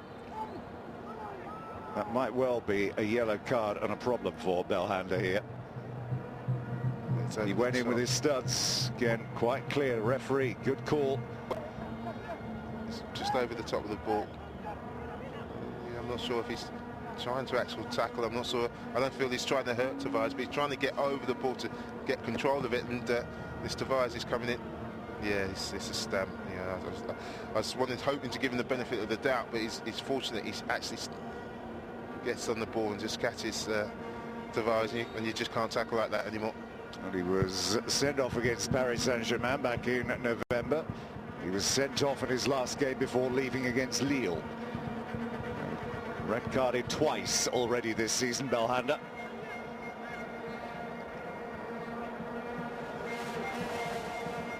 Great scenes.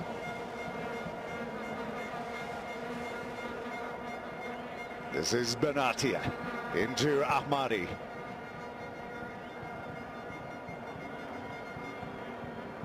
I think Morocco might have run out of ideas. They started a little bit brighter in the second half, but they haven't taken it on.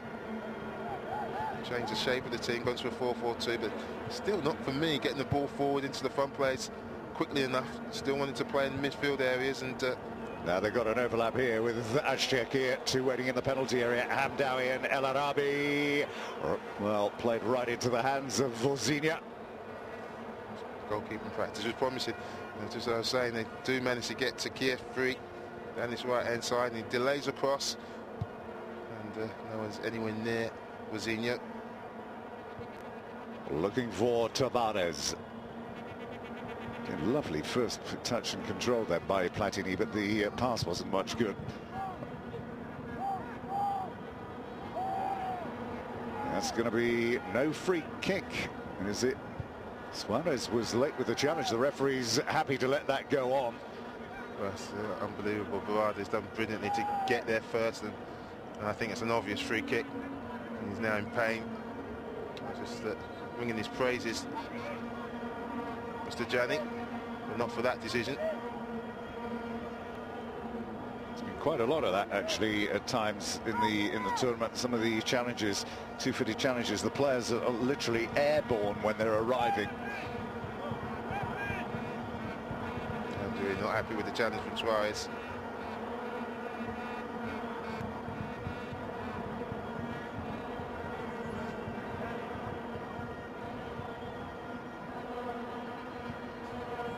strong challenge from Suarez. Not only was it a foul, but it really did maybe deserve the yellow card as well. That's why I'm doing it, upset. It's a player that did get his big shot. He was at the youth academy with Sporting Lisbon, but he never came through. Barada's picked up a yellow card here. It must be for dissent.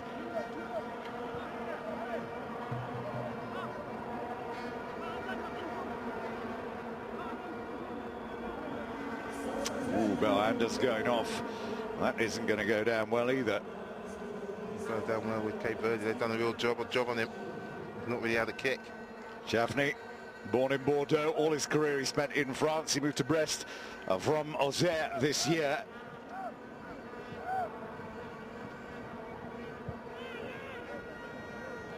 Isn't going to be key in an upturn in fortunes for Morocco here with 25 minutes left to play here. As Suarez, again, it takes two to get the ball off of him. That's their last card, that's their first substitution. Yeah, Arabi, Chafney and Belghazouani are all on. There's Baratia looking for Chafney.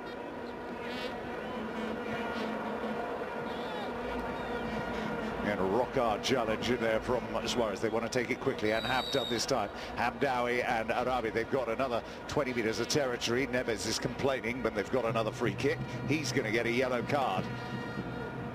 Yeah, very tight. Just got to be careful here now, Cape Verde, but they don't let things spill over. It's just got a bit ragged, hasn't it? And Neves just very tight to Hamdawi. Giving away the free kick, and they haven't been very promising from set pieces, Morocco, so far, but this is a real opportunity.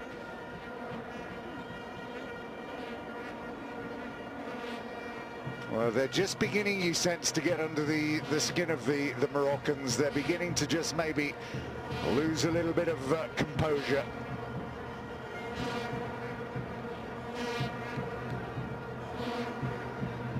There's a challenge there. He can't do that now. He might have won the ball, but he's wrestling with El Arabi. He just can't come through the back for the centre forward now. Whether you get the ball or not, he gets both.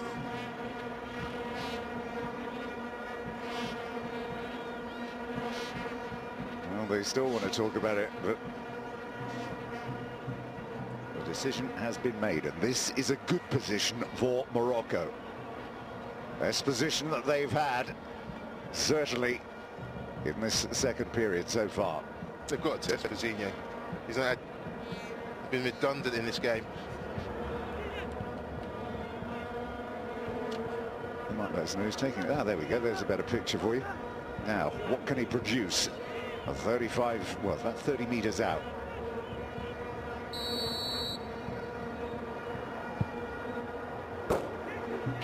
Well, it dipped, but not quite enough for Barada.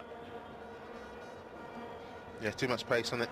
He needed to just take a little bit of pace of it to allow it to dip under the crossbar. Was maybe just about to start the dip when he got 5 feet past the goal, but never really threatening the goal.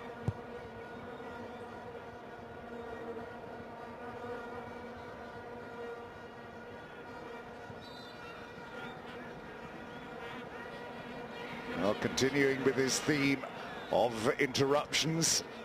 Ghazouani and Chafney down there, but I think there was a late challenge coming in there from Platini. I think he's the player who's down there. Indeed he is. I didn't see Platini go down. I saw Belghazouani go down. I think it was after the event, actually. The challenge had already, or the decision had already been made, and he came through. Ghazouani. Got to be careful doing that as well, haven't you, El Adua? And it goes out of picture, and then that. Wow. Yeah, he's fortunate, Belghazouani, the referee didn't see it. That's a sending off. Hamdawi, Arabi is waiting, and Vazino dropped the ball, nobody there. That's what they need a bit more of, though, Leroy, isn't it? Yeah, it's a good decision to come, though, from Vazino. He doesn't catch it first time, but gets on the second ball.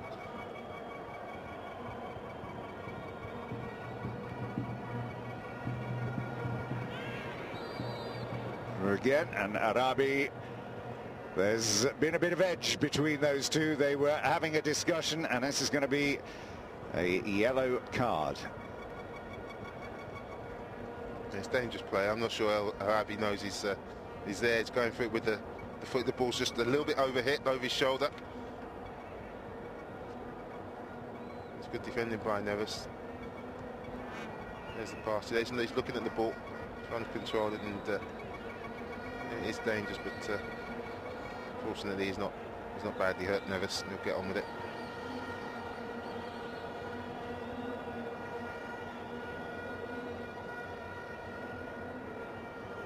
Winding the clock down every second. Platini is exiting. This is his contribution, and if it stands as being the only contribution and only goal of this game, then the hero of a nation he will be indeed. Ronnie is on.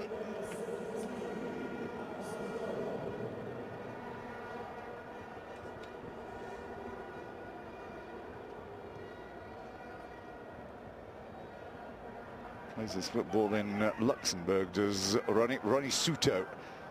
This is his full name.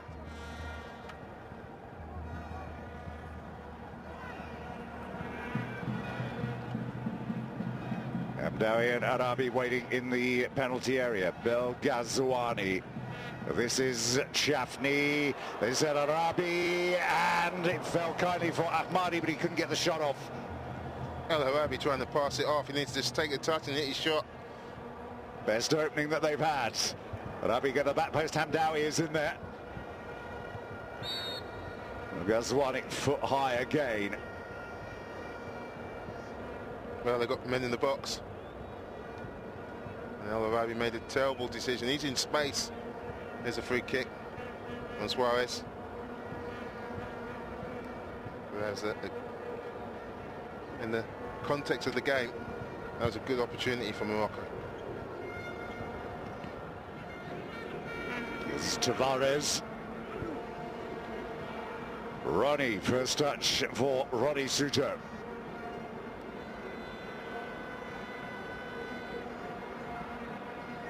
"19 minutes away from their biggest ever footballing achievement."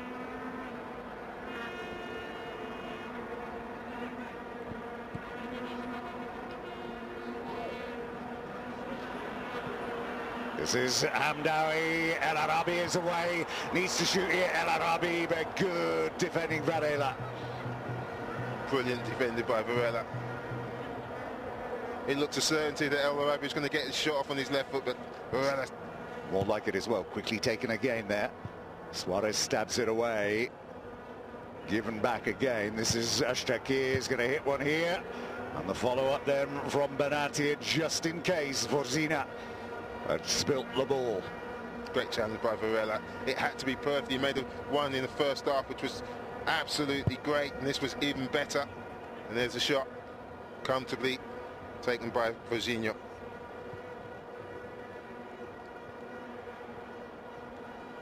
Ghazouani, he's onside. Hamdawi opened up his body, tried to get it off his right foot there.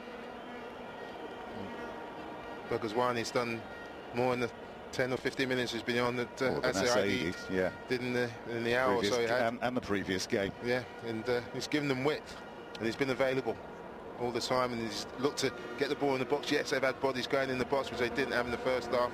This time he tries to pick out Hamdawi. Tell you what, it's the first time as well that Gege has been allowed so much time and space over there to Belghazouani. There's Chafni, and again, looking for the same route again. Belghazouani, Gege a little closer to him, makes the challenge. This is Ronnie. Round big ditch, interception though by Chafni.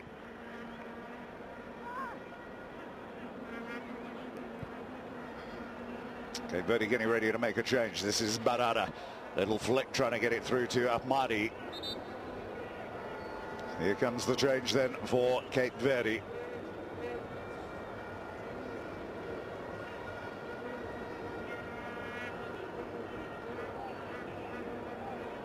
Eldon, the number 10, goes on for Mendes, who's on a yellow card. I think it's been terrific, Mendes.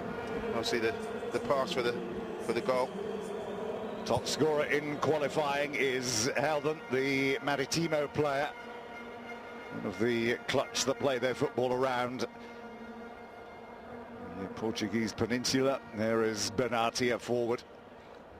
Yeah, I think the reason Mendes has gone off, not only just his play with the ball, but without the ball, he was supplementing the midfield and really working hard. I think he's run out of energy, hasn't been able to do that, which has allowed Morocco to get in the ball in the last 5 or 10 minutes and create a little bit more than they have done. So they'll be looking for Helden to really do what Mendes has done for that first 75 minutes and really supplement the midfield and try and get him to press a little bit more and find some energy from somewhere.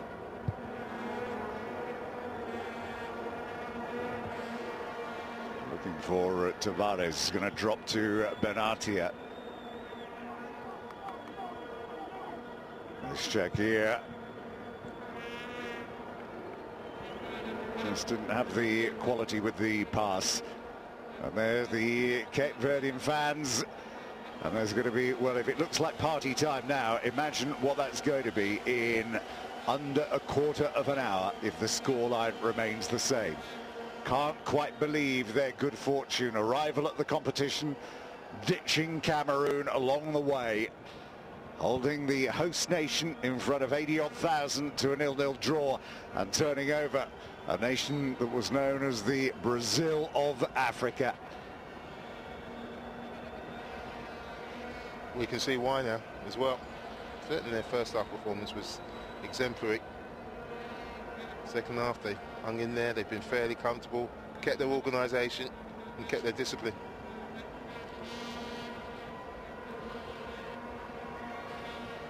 They can get a quick ball in there. See that Ronnie had made his way in there. There's a good movement as well from the substitute Helden. It was a real threat at times in the early stages of the game against South Africa. Difficult one to deal with for Lamiankri. See what, Benatia was holding on then to Tavares. He certainly did something like to the obstruction.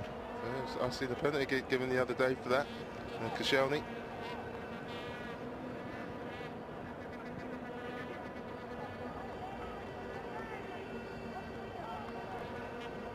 Well, again, he's put in a shift as Al-Arabi, who's probably wondering what he needs to do in order to get a place in the starting 11. He's had more of an effect on the game than Hamdawi. This is Tavares into Helden. That's going to be another free kick, or was the flag up already? Yeah, just straight offside Helden. This is Barada.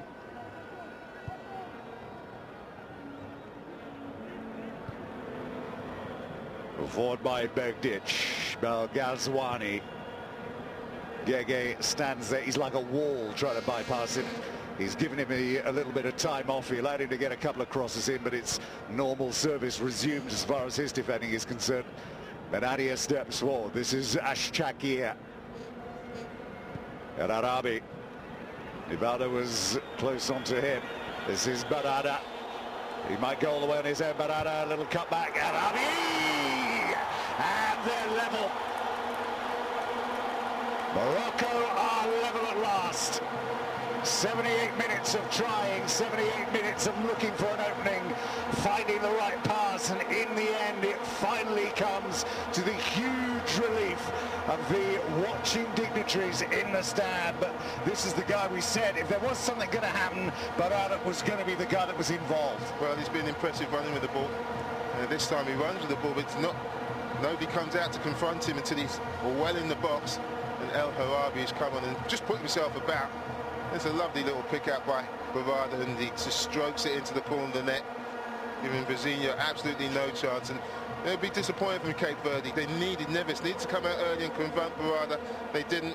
He's uncontested as he goes into the box, and it's a lovely, simple finish to get them on level terms.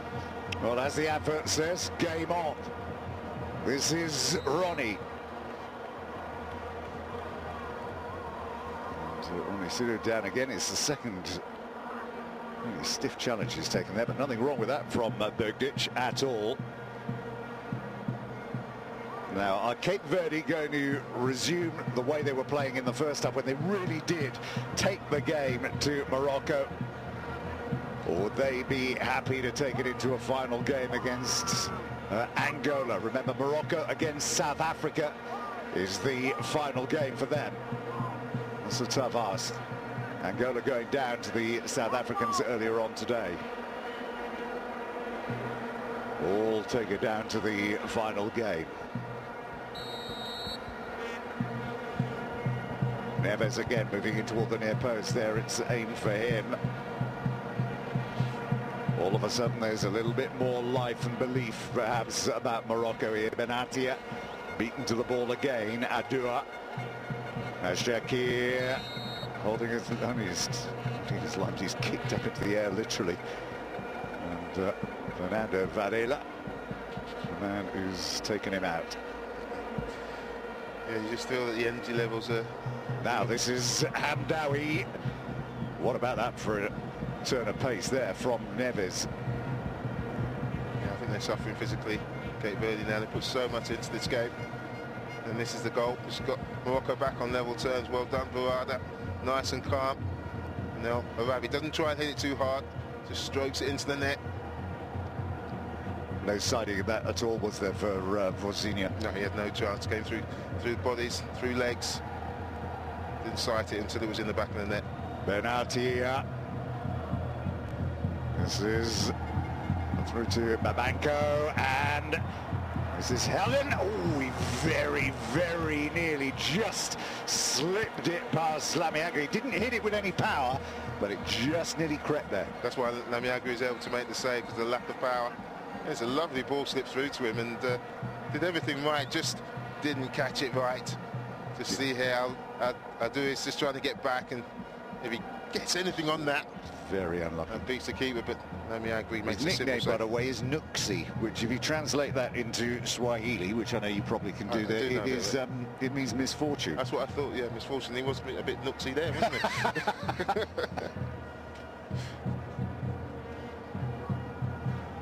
Now he's a man that looks a little bit more concerned about what's happening here.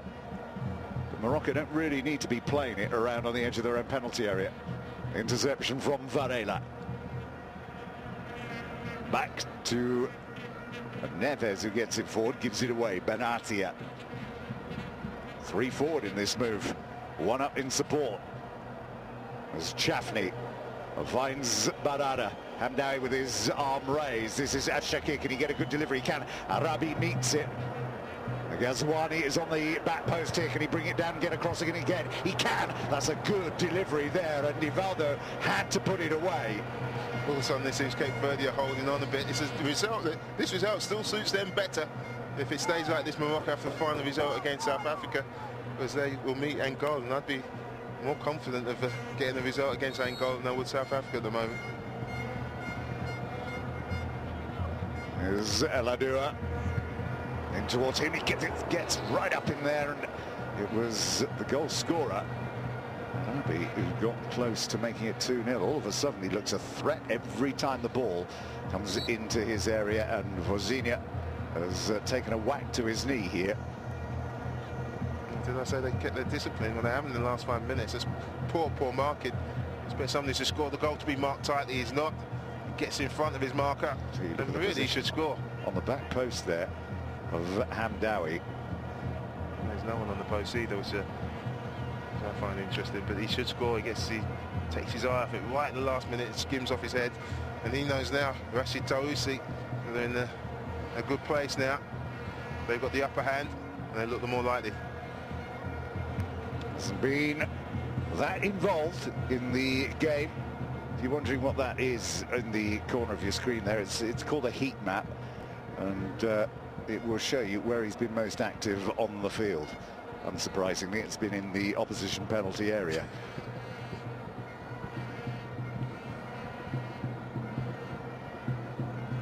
There's the goal through that crowd of players as Vorzinia was moving to his right. It squirmed through on his left. Well, he's changed the whole atmosphere of this game, Arabi, since he came on. He just put himself about. just occupied those two centre-halves and made a nuisance of himself and come up with a terrific finish for the equaliser. Mardi, Zashtakia, Barada in front of him. This is Benatia. Again shows the switch play looking for Belghazwani, but once again Gege intercepts. Ronnie Suto. High Bergdich is pushed upfield there. This is Tavares. Heldon is the lone forward in the middle at the moment, holding the ball up well. Quick look up to see where Heldon is. Still got the chance to deliver the ball in here as well and wreak a bit more havoc. But this time it comes off of Antonio Varela. Amadi does well there to get back. This track is the run of Antonio Varela. It's important, otherwise you're having a free shot on the edge of the box. It's just an important part of any midfield player's repertoire. Barada getting it through, and Hamdawi is offside.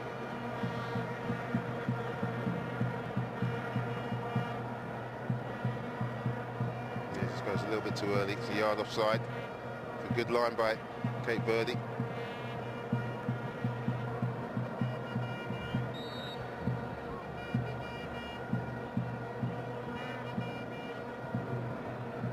Inside the final 5 minutes here in Durban. Chase on there for Heldon once again, but Ladiagri is alive to it again. Again looking for Belghazwani.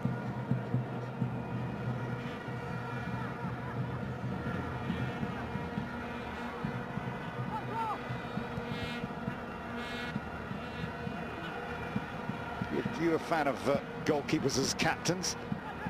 It depends on the character. It depends on his influence on the team. I haven't got a problem with it. You know, it's I think captains it's a lot to do with the name. You've got people on there who will lead, who will instruct.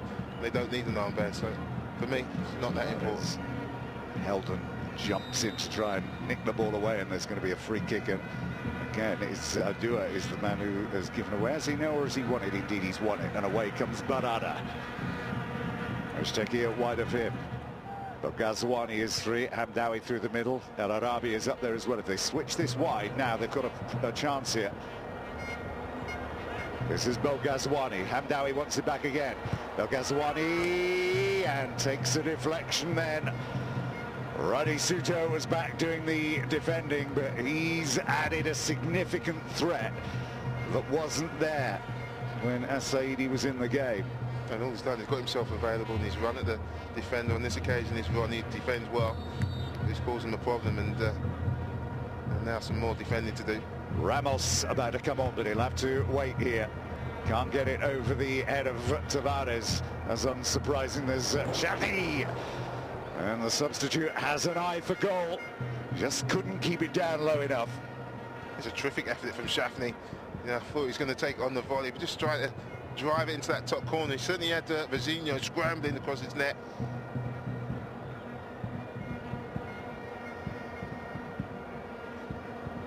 Well, he looks a bit more pumped now, doesn't he? Under 2.5 to go. There's Arabi. Varela winning it in the air. Ahmadi hooked up by Antonio Varela. Suarez. 17 is Rani Suto. Belghazwani is back there tracking his run. Is there a little elbow raised there from Belghazwani? I didn't think there was anything there. I thought Rani Suto just ran out of space, ran out of ideas. I think he's knocked it too far, but Belghazwani has got in front of him. Nothing wrong with that whatsoever. Here comes the change then. Ramos is on.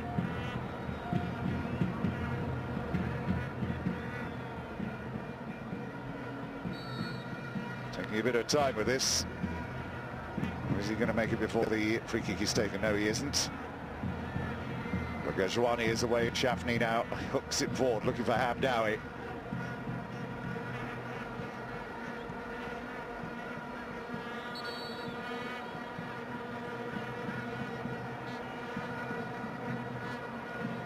The referee can sort out his board. Well, the referee's attention has been drawn. He's taking a ludicrously long time. and it's Tavares who is going to be replaced. What a shift he's put in. It's worked ever so hard from the first minute till almost the last, and didn't quite have the same effect as he did in the first half, but he can be happy with his day's work. So more defensively minded, Ramos is into the game here just to shore things up a bit as a defensive holding midfielder. Make sure that nothing is given away. Leaves them, remember, with that game against Angola. So of course it means that Angola are in with a chance still, despite the fact that they've been beaten today by South Africa. It's an open group, isn't it? If it stays like this, there'll be some really interesting final day games, that's for sure. There's the first touch by Ramos. We're into additional time here at the end of the 90. Well, it shows Cape Verde's mindset. They know they haven't got the energy to go and win this game. 5 minutes. Long time on there. Now Helden is giving chase here. I said they didn't have the energy to go and win it, but Suarez's ball, just a simple 10-yard pass into the path of Helden, just totally overhit it. It's a great opportunity for Helden. There's Nivala back to Vozinia. Barada to Benatia. 19 is Chafney.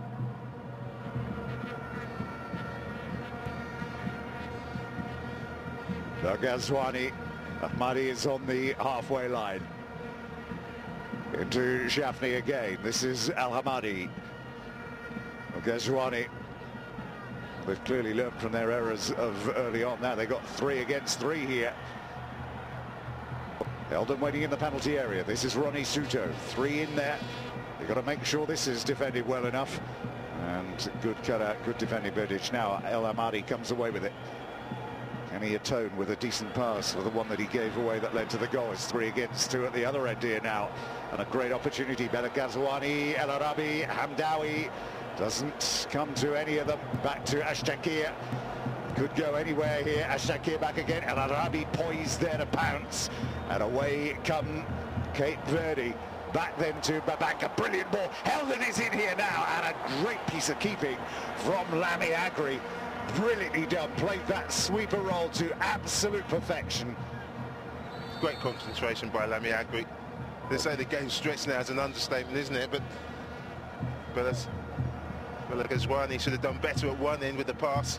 It's a better pass there from Babaka to Helden. And Lamy Agri does brilliantly, just to sweep in behind his back foot. We saw disaster starting sending off in the game involving Ethiopia, remember, when the keeper went. And away goes Helden again, rather. And he's held off by Adur. That's good defending that by Adur. Helden doesn't believe that was fair. You're absolutely right, Tim. It's good, great defending by Adur. Well, both these two teams are really going for it in this final stages. El Arabi steps into an offside position, and Begdic is, well, I think he's questioning the decision again, but still got 2.5 minutes here. Hamdawillah, they're all 3 of them are offside. It's poor from him. He's looking along the line. I thought he was having a go at whoever passed it to him, because saying they didn't get it early enough, but they couldn't get it to him early enough because they didn't have possession of the ball.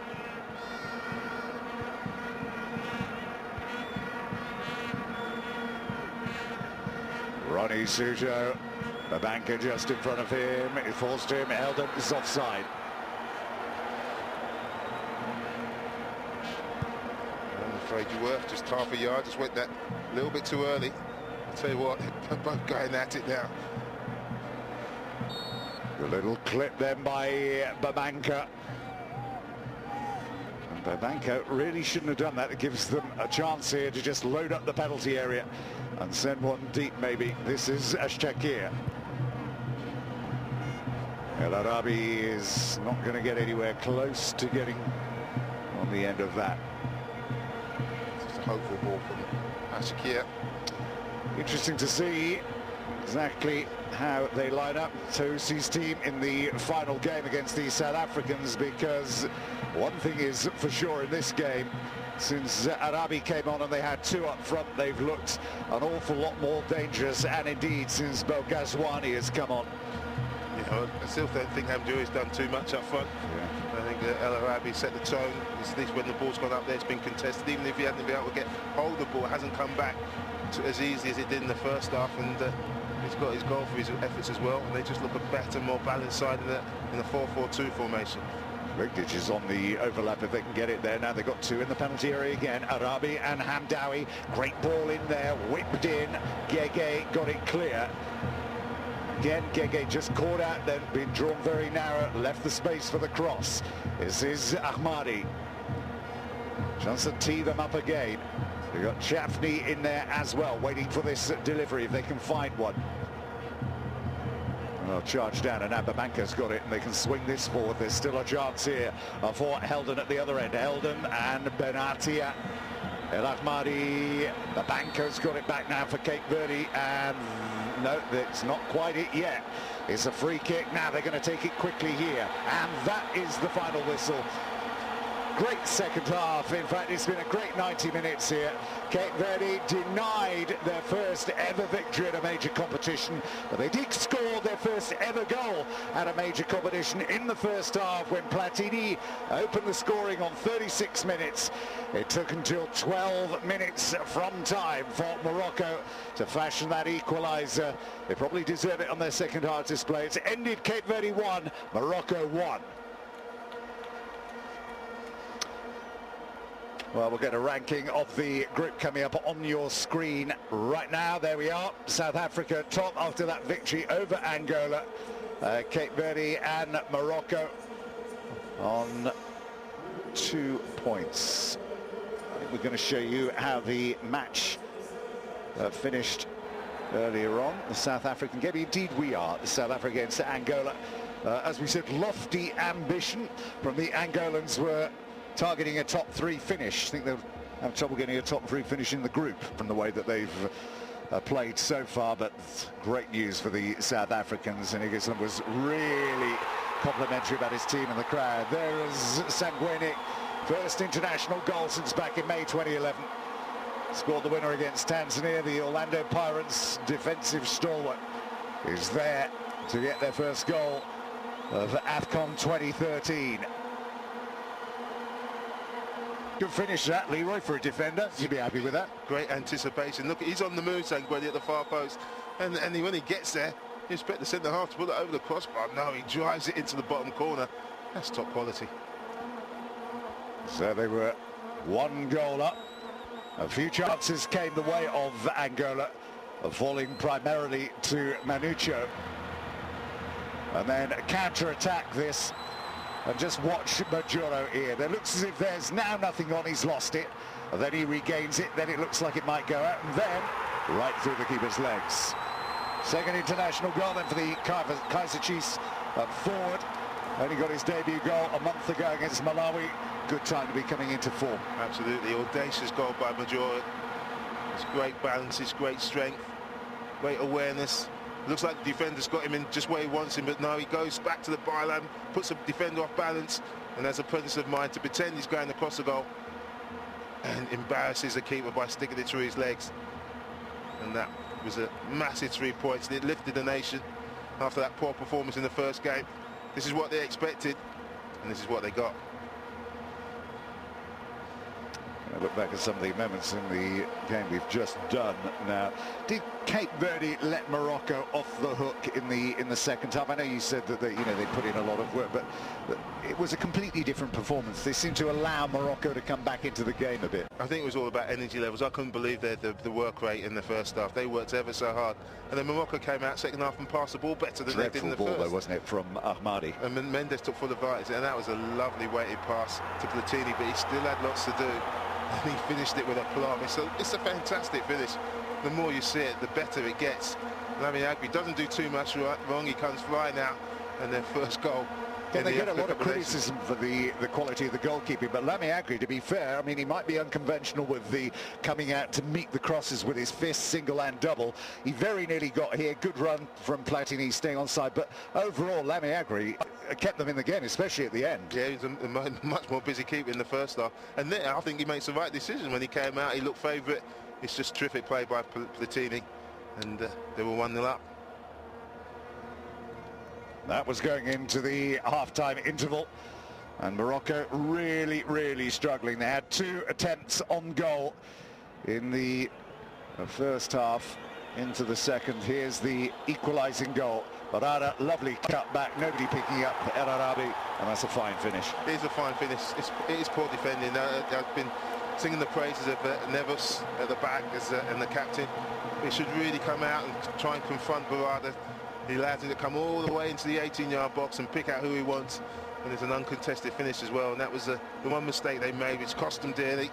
It's a good finish by El Arabi, who came on, had a real effect on the game, and deserved his goal. Now the last question, I suppose, of course, is looking ahead to Sunday, or the weekend. It's Morocco against South Africa. I mean, South Africa still, you know, they're on 4 points. You know, they still want to take something. Here's what we've got coming up tomorrow afternoon, by the way. Ghana against Mali. Chances you're a Bristol City fan. See Alfred Adoma in action. Again, he had a good game, didn't he, on the weekend? He did. He's done well, Albert. And just coming back to your question, yes, it's an open group. Anybody can, and South Africa will be nervous against Morocco side. They'll have a little bit of confidence off the back of this result. Niger against the Democratic Republic of Congo is our other game. From Durban, we're done. From Leroy Rosina and from me, Tim Cable. Till next time, hope you've enjoyed it. Bye-bye for now.